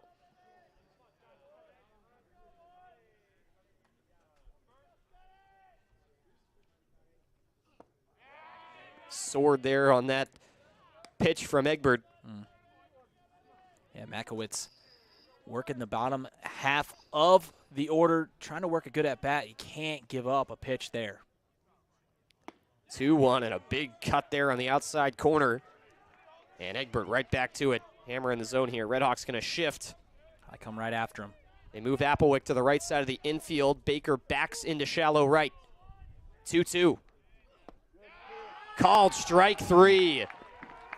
Kenton Egbert strikes out the side here in the 6th. Any momentum the Rockets might have had, safe to say, that's gone. Miami fired up as they head to the bottom of the inning, looking for that offensive answer. 4-2 as we head to the bottom of inning number 6 from McKee Field. You're watching Miami Baseball on Love and Honor Live.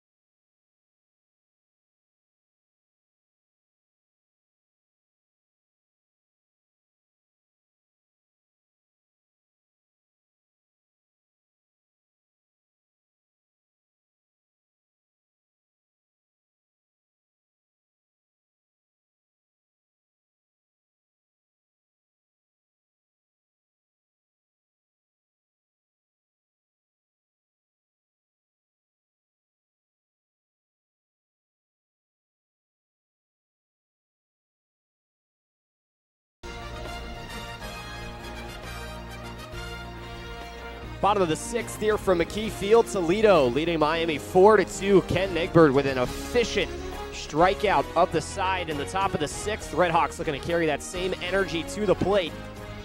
Cooper Weiss will start things off for Miami. A single and a run scored in the 2nd. Flew out to left to lead off inning number 4. Westpoli joined by Reed Mouse. Side armor Cal McCanich back out on the mound. It's a great opportunity for Miami to, keep the momentum going on their side. You can get momentum from being in the field, and Ken Egbert can breathe life into this RedHawks squad. Popped up right side. Long way to go for Sykes, but he does make the play in foul territory. We've seen some unique routes from Mason Sykes fielding foul balls this weekend already. That was all but a straight line. Tommy Harrison now to the plate, 0 for 1 on the day.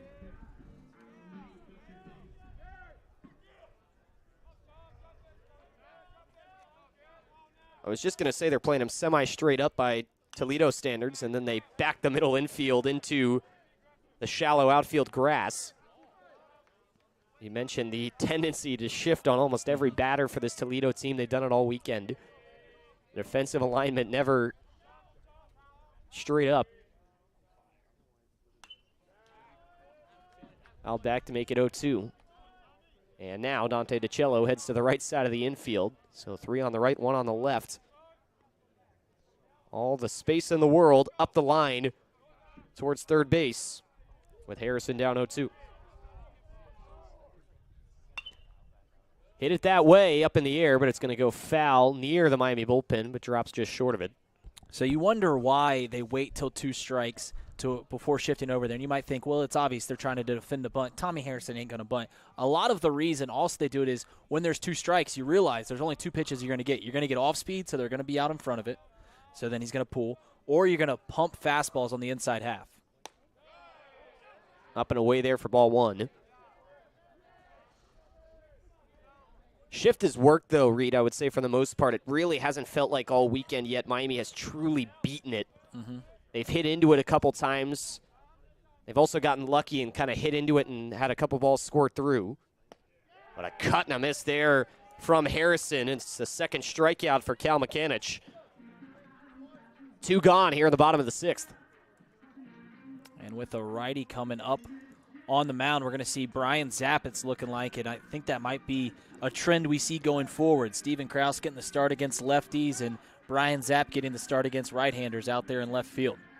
Zapp came in as a pinch hitter, as you alluded to yesterday, Reed, when the right-handed pitcher and Brennan McCune came out of the bullpen for Toledo after they started a lefty. And so Zapp will pinch hit for Steven Krause and likely move out there into left field. 2 gone with the bases empty here in the bottom of the 6th. Brian Zapp, who at times can swing a big bat. Waterloo, Ontario native.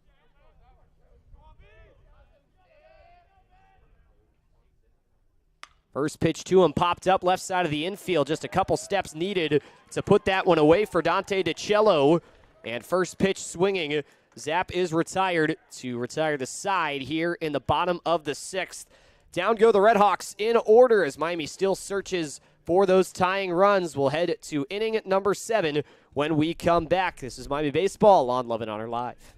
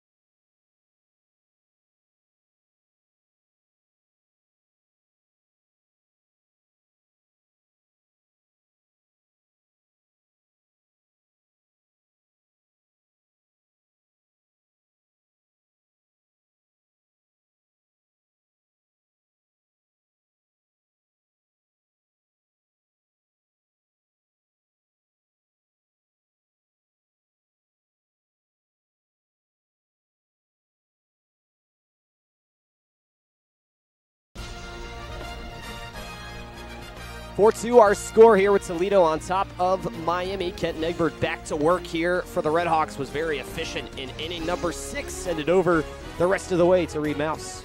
Luke, thank you. Top of the 7th here. 4-2 our score at McKee Field at Hayden Park. I'm Reed Mouse. Top of the order up for the Rockets. Kenton Egbert out for another inning of work, trying to keep it rolling. Egbert struck out the side, tried to breathe a little bit of life into the RedHawks. And a 1-2-3 in the bottom half. Bring right back up the Rockets. Egbert 1-0. Fouls it straight back. Deron Williams does. Williams at the plate today. Has reached a board once. It's also grounded out and flown out. Here's the 1-1 from Egbert. Check swing. Don't look down first base. And no strike call. 2-1's the count. Egbert, a senior out of Tip City, Ohio, Tippecanoe High School. Very good baseball program. 3-1 the count here.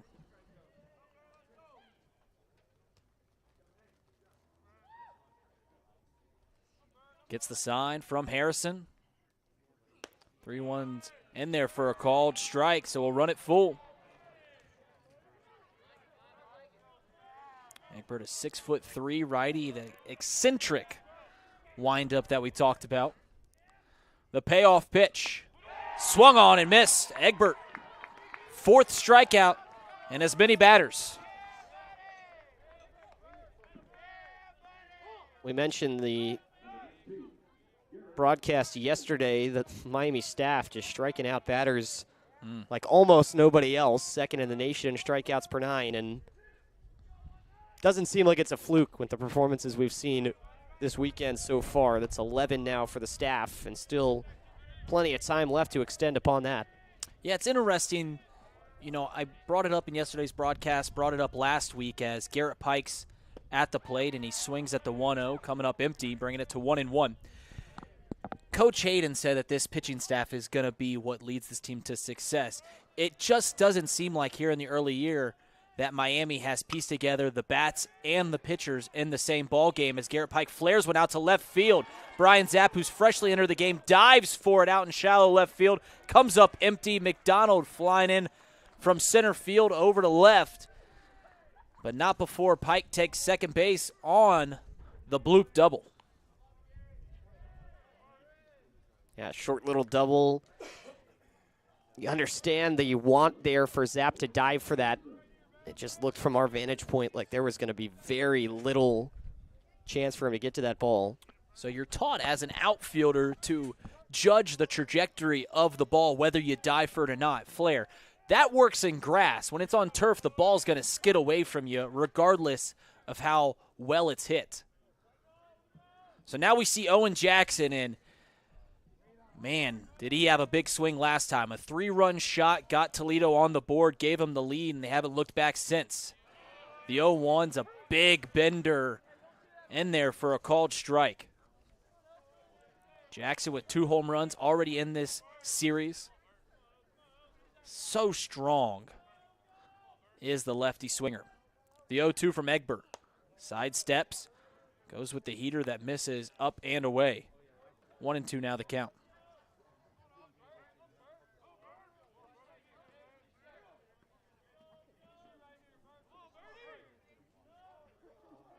Egbert gets the sign, goes for the breaking ball in the turf.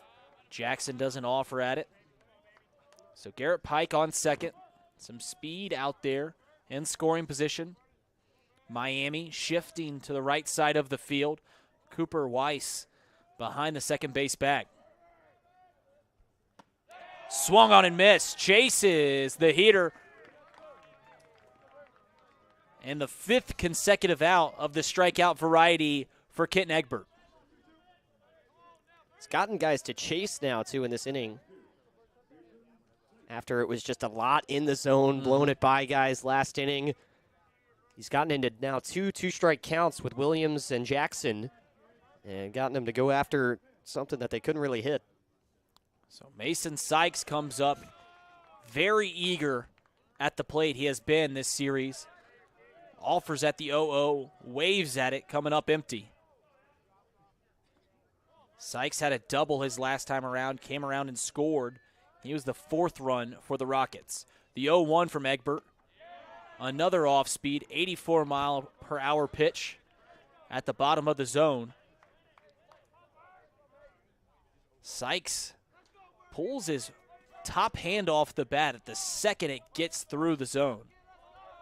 Finishing with one hand. The 0-2 from Egbert. Side steps. Misses. Low and away.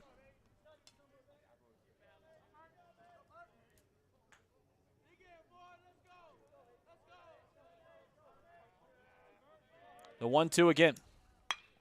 Hit well by Mason Sykes out to left field. Brian Zapp looks up, and that's off the Ace Hardware sign at the top of McKee Field scoreboard.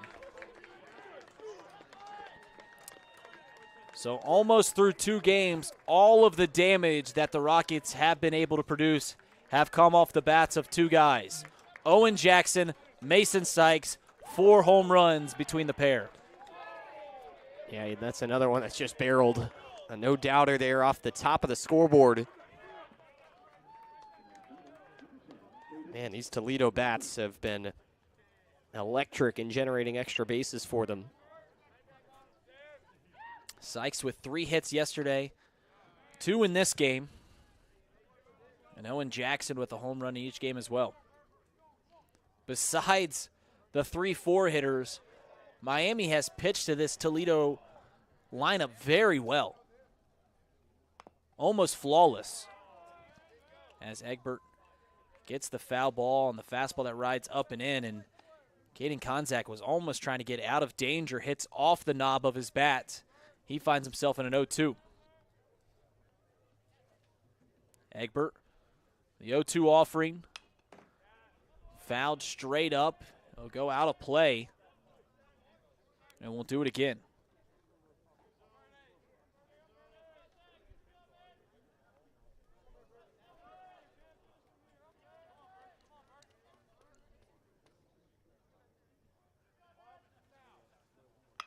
Breaking ball, flared up in the infield. Cooper Weiss moving to his right. He's alone on the left side of the infield. He'll have it for the 3rd and final out.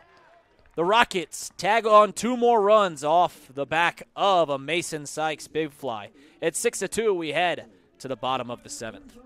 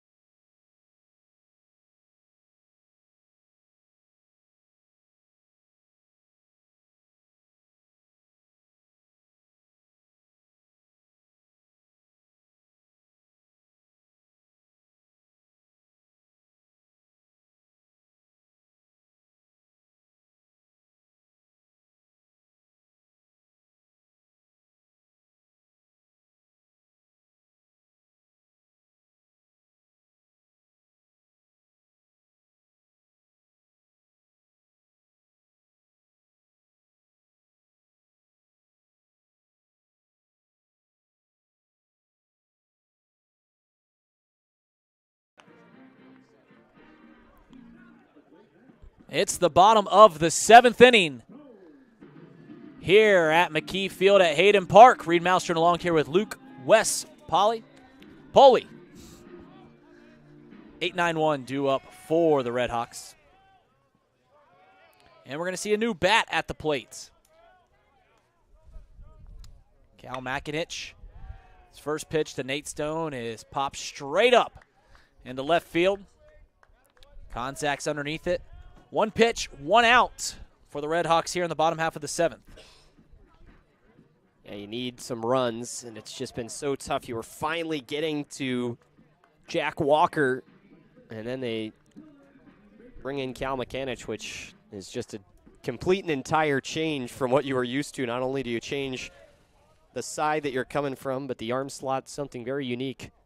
This Miami team has struggled with him so far. He's been dealing. So Dylan Baker working on an 0 for 2 today. Trying to get things rolling for Miami in the bottom half of this lineup.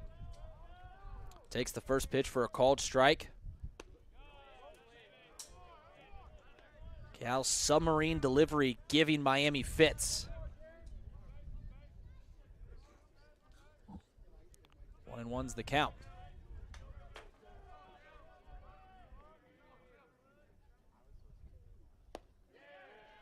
Baker takes the 1-1 for a called strike. Baker has struck out looking and has grounded out to Dante DiCello over at third base for Toledo. Trying to generate a base runner before the top of the order comes up. Slider, frisbee slider, clocking in at 67 miles an hour. Such a unique pitch when you can get underneath the ball and spin it. 2-2. Right, the catcher squares up on the outside part of the plate. Back and it just misses.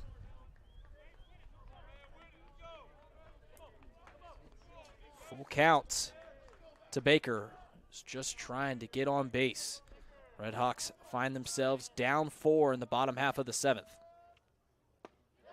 The full count is taken on the inside. It's a walk. Nice job by the anchor of the lineup, Dylan Baker, of getting on base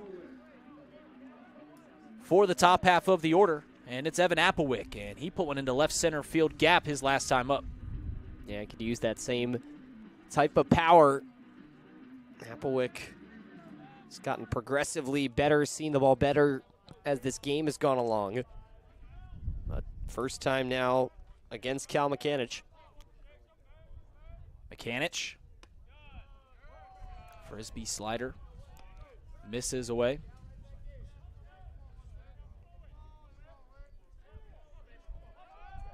Applewick has reached a board twice, but has been unable to come around and score. In fact, Miami's looking for their first run since all the way back in the 2nd inning. That was a Cooper Weiss run that came off the back of Dom Magliacca's single to right field. Checking on the runner again.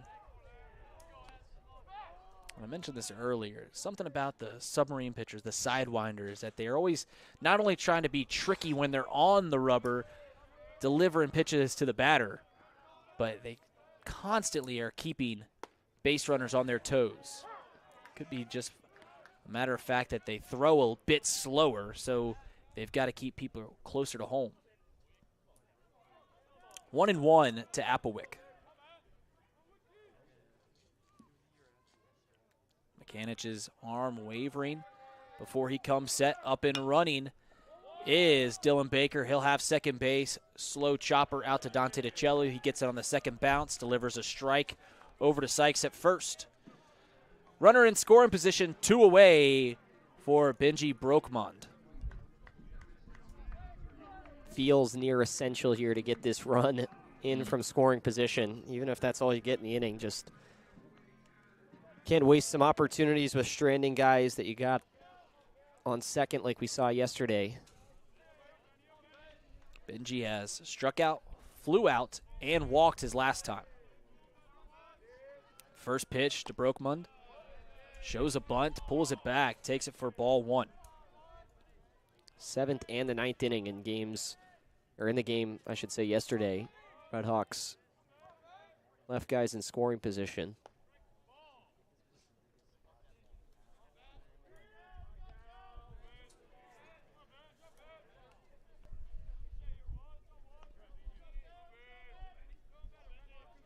McAninch comes set, gets the sign from right.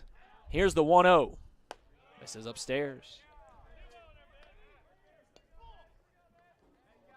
Decent crowd here at McKee Field on this sunny Saturday afternoon in early March.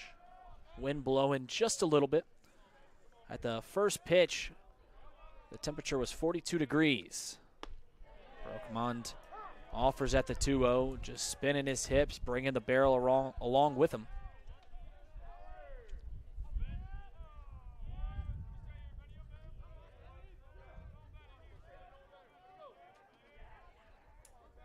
Mechanic, the 2-1. Baker's up and running. He'll take third base. And that is the third time this series that Miami has swiped the third base bag. Some teams do it more than others. Miami's doing it a lot here in the conference opener. 2-2 here to the 2-hole.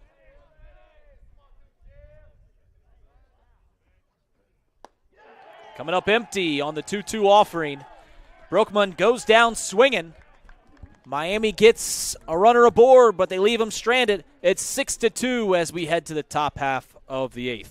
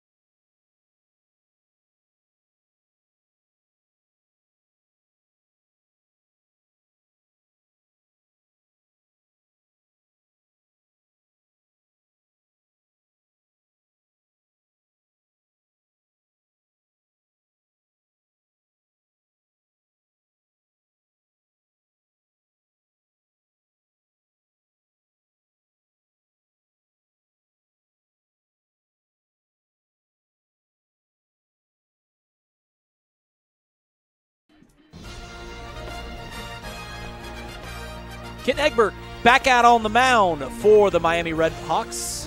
Reed Mouster along here. Luke 6-2 our score in the top half of the 8th inning.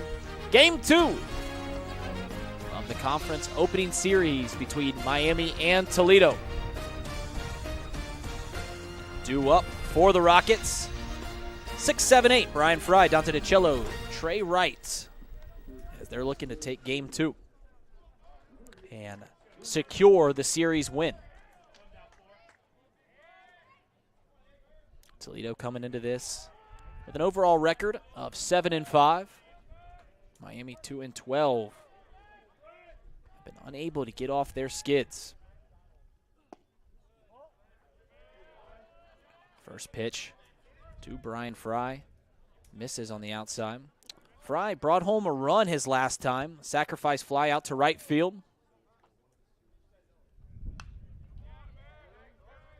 Has had a decent start to the series. Looking to be a leadoff base runner for the Rockets here. 1-1 the counts. Egbert works quick out on the mound. Check swing. They'll check down the third base line. No, says the third base umpire. It's 2-1.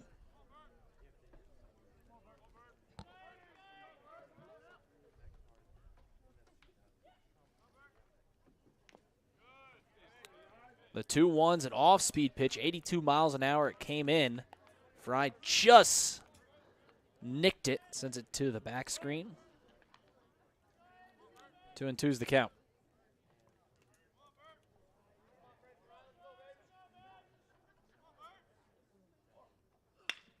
Base knock for Brian Fry. Miami deploys a shift against the lefty swinger. Egbert delivers a pitch on the outside half of the plate. Fry goes right with it, sends it to left field. And with all the shifting that Toledo's been doing themselves, RedHawks have done it a decent amount as well, but not as much. The Rockets, though, the first team at the plate to really beat it all weekend with that hit gone the other way for Brian Fry. Dante DiCello, 1 for 3, struck out twice. Takes the first pitch for a called strike. He had to hit all the way back in the second inning, put one through the 6-hole. Struck out his last 2 times at the plate. Egbert looking to make that 3 in a row.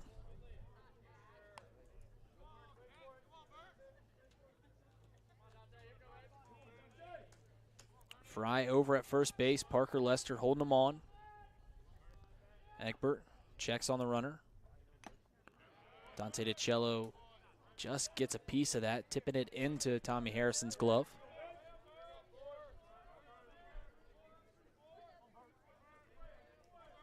The 1-2. Foul tip again, and Harrison gloves it. The hat trick for Dante DiCello. He goes down swinging for his third consecutive at-bat. And another strikeout for Egbert. He's fanning a lot here.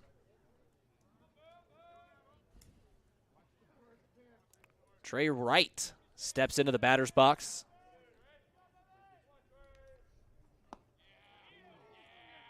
Offers at the first pitch from Egbert. Comes up empty. Wright working on an 0 for 3. Didn't start in game 1. But getting the start behind the dish here in game 2. And calling a good game for the Rockets. But at the plate, he's 0-2 right now.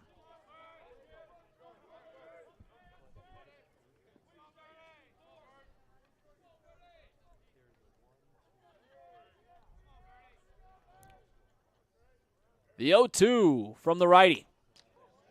Fouled straight back. Egbert not afraid to lose his hat on his delivery. We've seen him pick it up off the turf more than once. Typically on the fastball, too. Trying to get a little more oomph behind it. Wright pops it up down the left field line. Giving chase is Evan Applewick. He'll have to Willie Mays if he wants to catch it. Doesn't get there in time.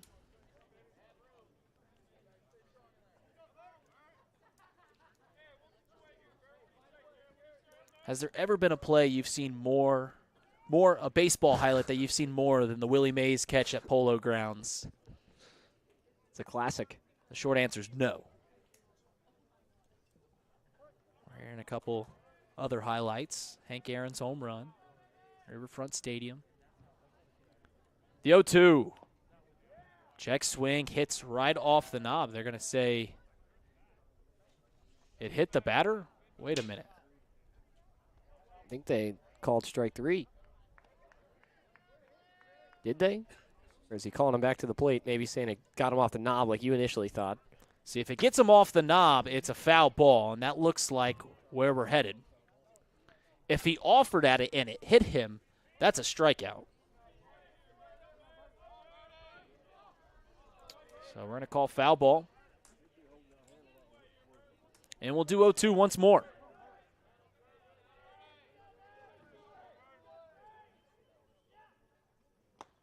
Strikes out one pitch later. But another K on the board for Egbert. And now we'll see Scott Makowitz. 1 for 3, has struck out looking twice. Single came around and scored. Started the rally back in the 5th inning. That flare single got things rolling for the Rockets.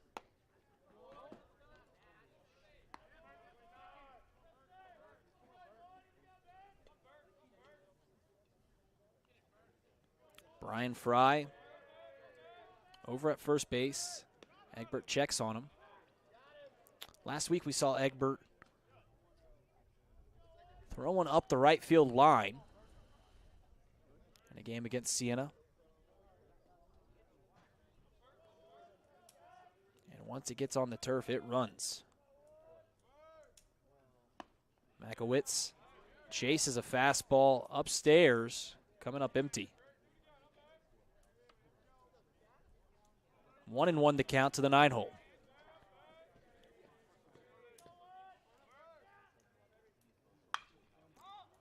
Popped up down the left field line. Applewick once again giving chase. He'll be stopped by the barrier that is the home bullpen. It's out of play.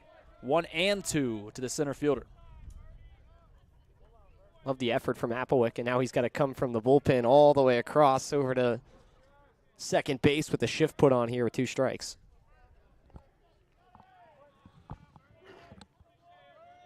So he'll move behind the second base bag. Cooper Weiss is alone as Egbert once again tries the heater, 91 miles an hour, and once again loses the cap. So 2-2 our count, 2 away, 1 runner on here in the top half of the 8th. It's a 6-2 ball game.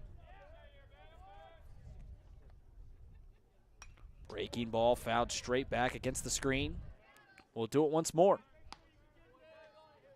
If you're a pitcher, you get a hat one size too big for the extra style.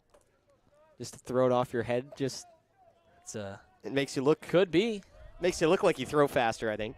Could be a distraction thing, right? It could be.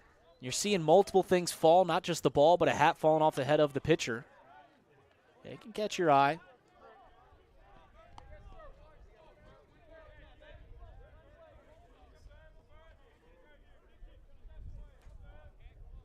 I used to catch, so I didn't really care what hat I had. Never wore it. 2-2. Swing and a miss. Egbert, 3 strikeouts in the top half of the 8th. It's 6-2. RedHawks have 6 outs to give the Rockets and need 4 runs. Stay tuned. You're watching Love and Honor Live.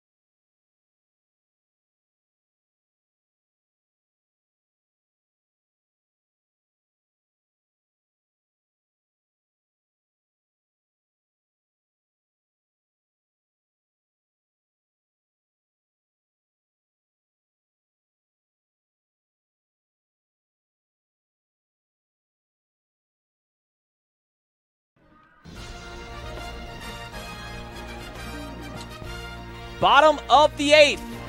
Miami needs to scratch across 4 runs. Looking to not only tie it up, but take the lead as we head into the final frame. Zach McDonald, Parker Lester, Cooper Weiss due up for the RedHawks. 6-2 our score. McDonald had a home run all the way back in the first inning as he takes the first pitch for a called strike. Yeah, I got to be thinking this is a big inning. This has been the part of your order that's done well this weekend. These 3, 4, 5 guys. Frisbee slider clocking in at 68 on the gun. Misses on the outside. And when you're used to seeing upper 70s, low to mid 80 sliders, curveballs, waiting back on a 68-mile-per-hour Frisbee slider proves oftentimes to be quite the task. And maybe even tougher for the RedHawks what they got coming up with action in the Toledo bullpen. Pitcher still on the right side, but that comes more over the top. McDonald goes down swinging. Comes up empty on the 79-mile-per-hour fastball. Parker Lester steps into the batter's box. Looks like Cameron Sinsky getting ready to warm up for Toledo in their bullpen. It's just some light tossing right now. He's starting to back up towards the mound, but not full yet. Likely think he's coming in for the 9th. The Rockets have retired now 11 straight batters.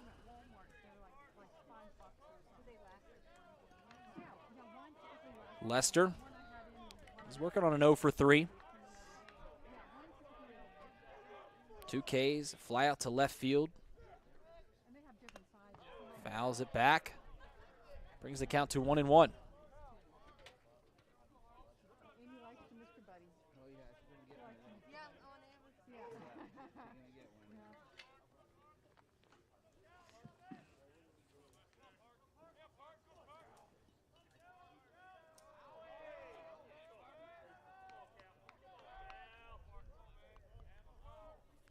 The 1-1 to Parker Lester. hit into left field. Coming in to make the plays, Konzak right where he was aligned for the second out. Don't know if you saw, but Konzak started jogging in like it was the third out. I think he lost track out there. Cooper Weiss steps in. A single and 2 pop-outs to his ledger to this point. He was the final run for Miami all the way back in the second inning. 12 straight batters have been retired by Toledo, as they have not been able to figure out Cal Makinich.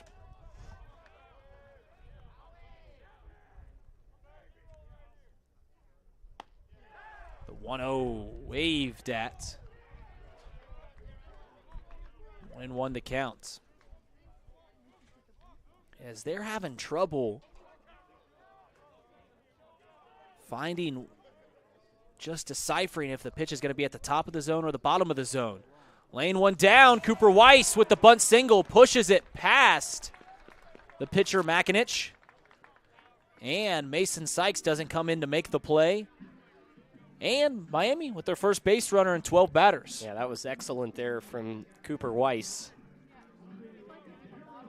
Just threw everybody off in the Toledo field, I think, and it's something. You need base runners at this point in the game. That's not a bad way to try and get one. So Tommy Harrison, true freshman, steps into the batter's box. 0 for 2, sacrificed his first trip, and then has struck out in his last 2 at-bats. Second time facing Makinich. Went down swinging. First pitch is a slider over the heart of the plate. Takes it for a strike. Here's the 0-1. Tommy Harrison flares one out to left field. Konzak right there. Stings it well, but the Rockets well positioned for the third and final out. If Miami's going to want to come back, they're going to have to do it all in the 9th frame. Stay tuned. You're watching Love and Honor Live.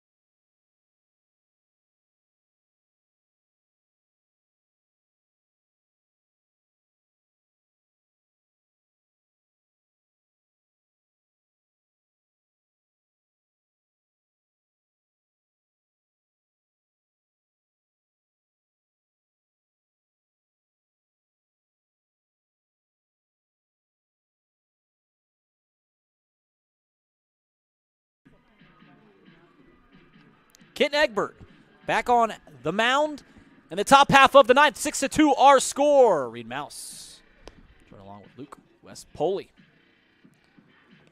We'll bring it back to how we got here. Miami scored a run in the first, added on in the bottom half of the second, then have had nothing but zeros. Toledo scored 4 runs in the top half of the 5th. Then the Mason Sykes big fly back in the 7th inning added on to their lead. It's 6-2. Top of the order due up for the Rockets. Jerron Williams, Garrett Pike, then the big boppers in the middle of the Rockets lineup, Owen Jackson and Mason Sykes.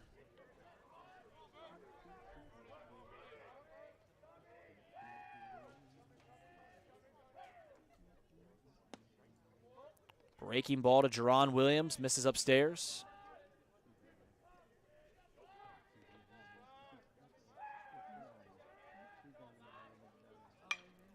Williams fouls it down the right field line, out of play. They've been able to retire Williams his last 3 trips to the plate. Shortstop hasn't put together the best series to this point, but has played a nice glove in the field.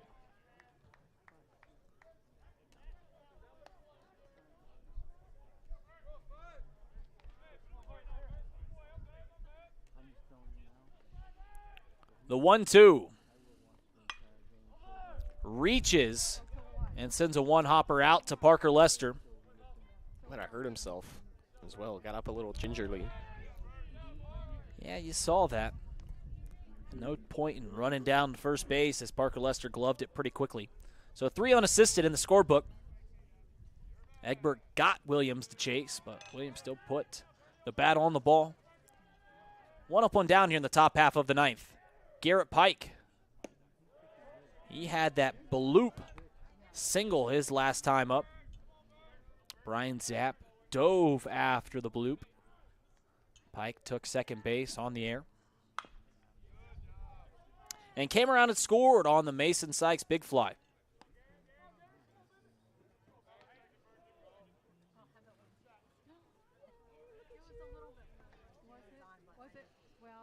And it is important for Egbert to get to the middle of this Rocket lineup with nobody aboard. Can't be overstated. Pike swings at the 1-1. 81-mile-an-hour off-speed changeup.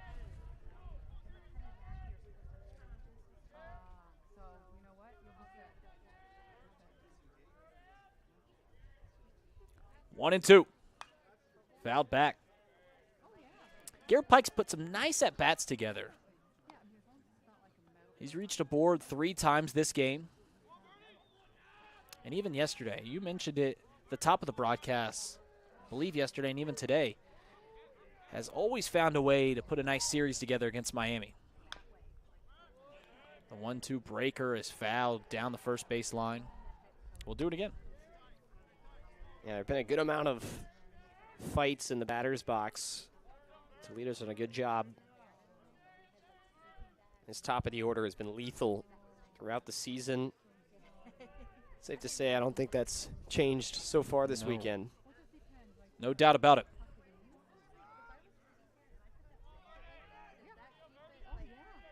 The 1-2 from Kitten Egbert. Garrett Pike singles out to Benji Brokmund. Came in 2 steps to see if he could make the play, quickly backed off so the ball wouldn't bounce over his head. And now we'll see Owen Jackson.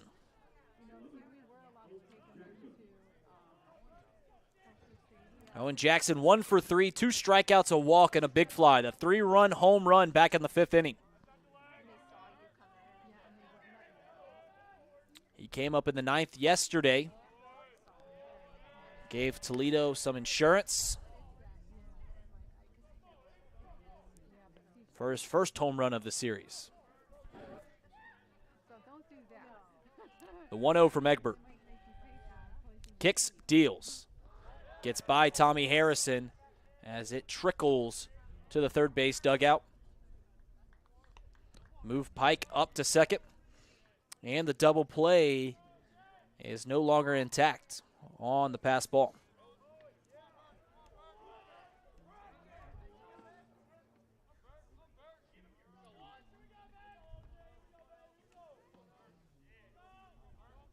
(2-0), dangerous count to a dangerous hitter. The sophomore out of Illinois. Get him over, curveball, called strike.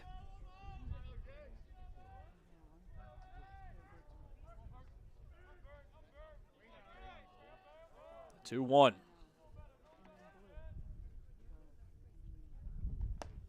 Swing and a miss. He went chasing up the ladder. Came back from the attic with nothing in hand.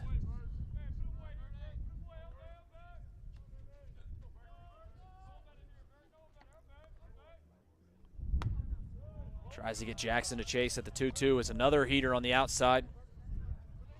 So a runner in scoring position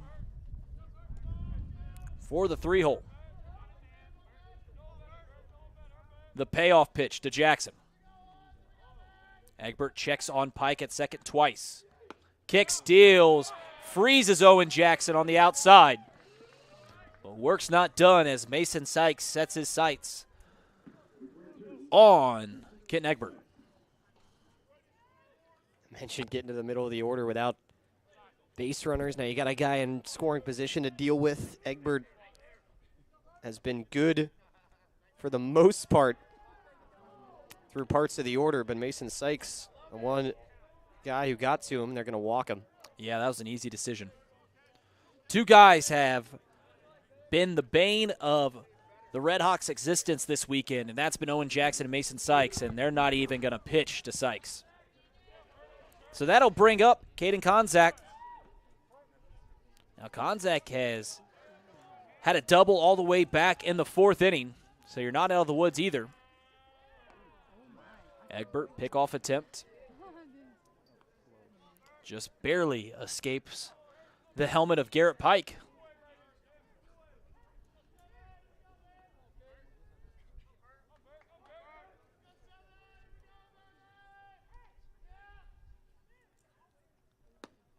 First pitch to Konzak, misses low and away. 81-mile-an-hour changeup. And they're going to go talk to the righty. Looks like Carson Byers might be awaiting in the Miami bullpen. It might go to the lefty to get the lefty-on-lefty matchup.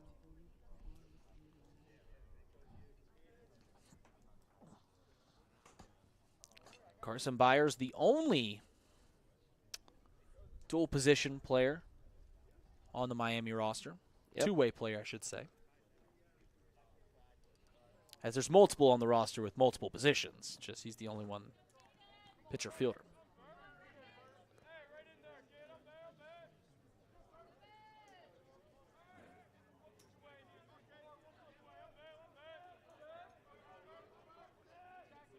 So imagine this will be Kitten Egbert's final batter regardless of the outcome.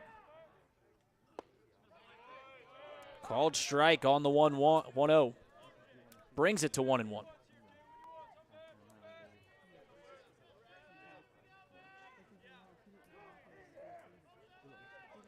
Two on, two away.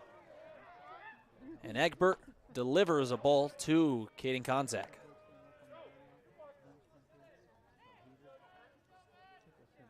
It's been a three-pitch mix for Kitten Egbert, who has done admirably out of the bullpen. 2-1, misses in the turf. Great hitters count for the lefty swinging Konzak. And I'm sure Konzak's waiting for something really good right here with runners on base.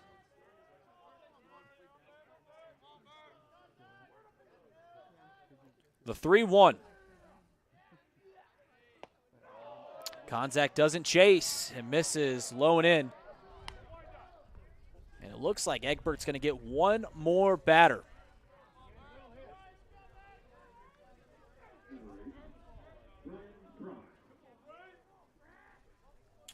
So with a lefty at the plate, they opt not to go to the left-handed throwing Carson Byers, who's warming up in the bullpen. And Kitten Egbert's going to go back to the windup with the bases juiced. Falls behind to Brian Fry, 1-0. Command has just not been an issue at all for Kitten Egbert until this inning. Fry had a single his last time at the plate against Egbert, as the righty knots it up at 1-1.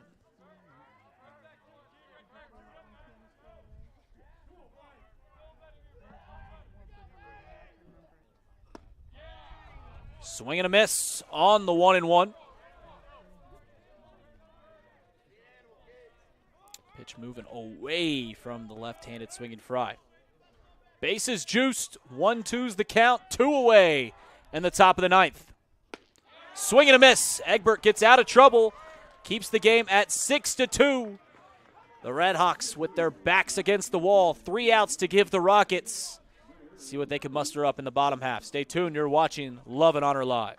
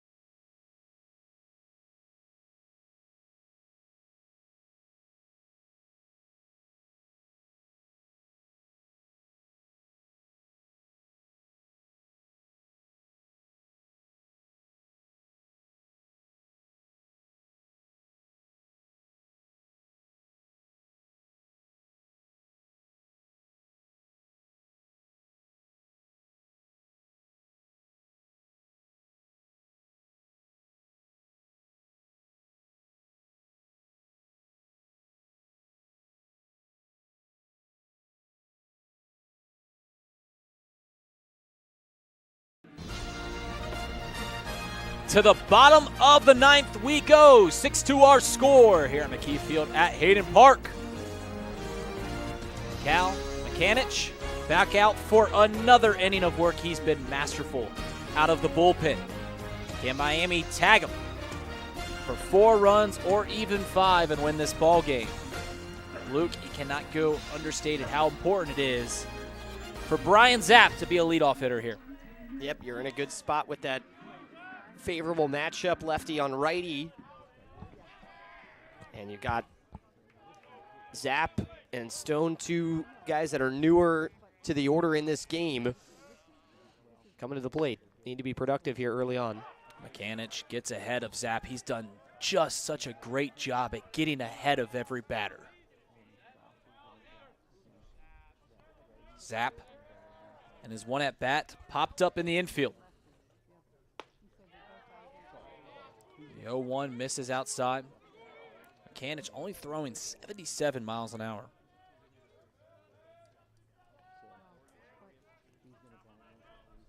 Thought we were maybe going to see a pitching change read, but with Mechanic throwing so well, why not just put him back out there? He's been masterful. Retired 12 straight batters before that Cooper Weiss bunt single.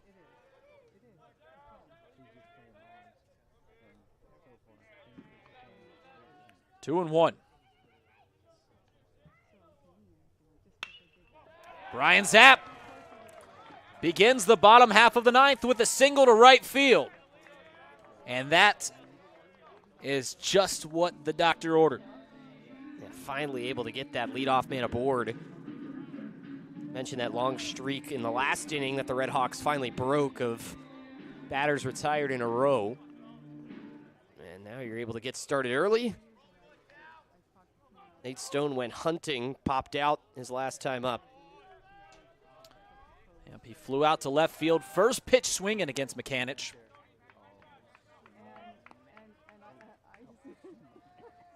Stone, not afraid to come off the bench. We mentioned he was an everyday player 2 years ago. Got hurt in the opening series last year. Gone for the season. Now working his way back into being an everyday player. He takes the first pitch for a called strike on the outside half. And the job of the bottom half of this RedHawks order is to give the top half a chance to drive in some runs and knot up this ball game. Slider misses on the outside. Defense aligning straight up against Nate Stone.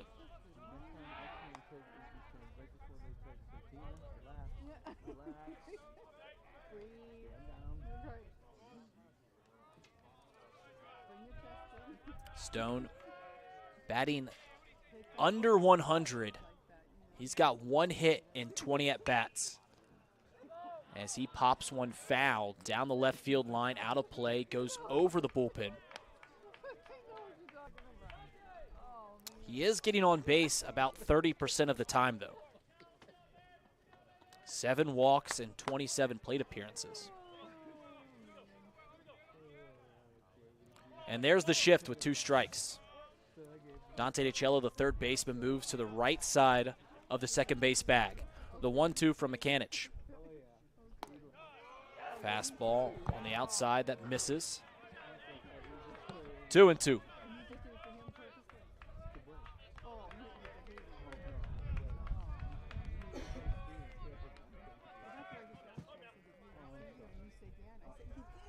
Modest lead for Zapp. He's not going anywhere.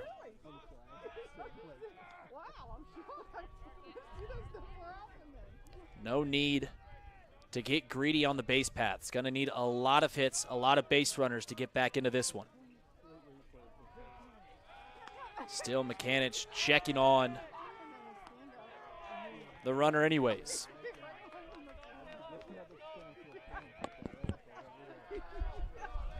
You hear a little bit of life from Miami's dugout.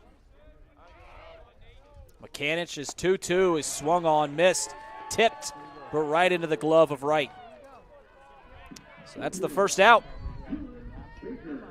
And we'll see Dylan Baker 0 for 2 on the day, walked his last trip up. Toledo's going to go to the shift right away here on Baker. Moving 3 infielders to the left side.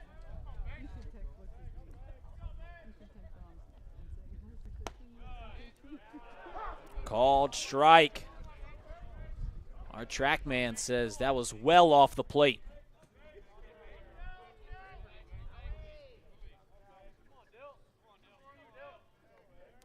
Right, aligning himself on the outside of the plate. A slider just touches the zone. It's 0-2. Tough 2-pitch sequence from Mechanic.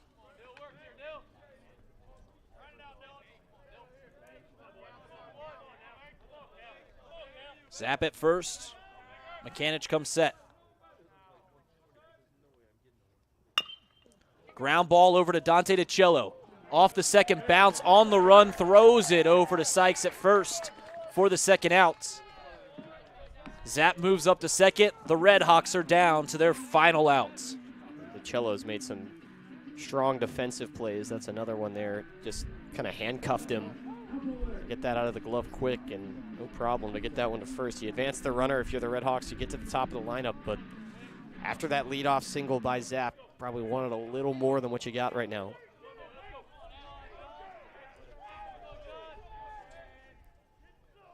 Evan Applewick takes the first pitch. It's a slider that misses. The tying run still in the dugout with 2 away here in the bottom half of the ninth. Applewick pops one up. It'll go out of play as it hits off the concrete grandstand here at Hayden Park.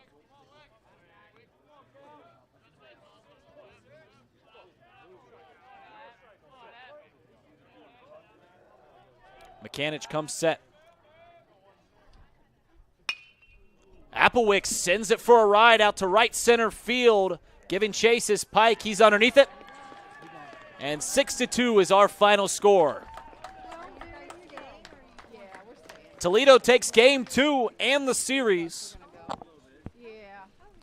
They got 4 runs in the 5th. Owen Jackson's 3-run home run fueled that. Mason Sykes' 2-run big fly in the 7th inning added on to the lead.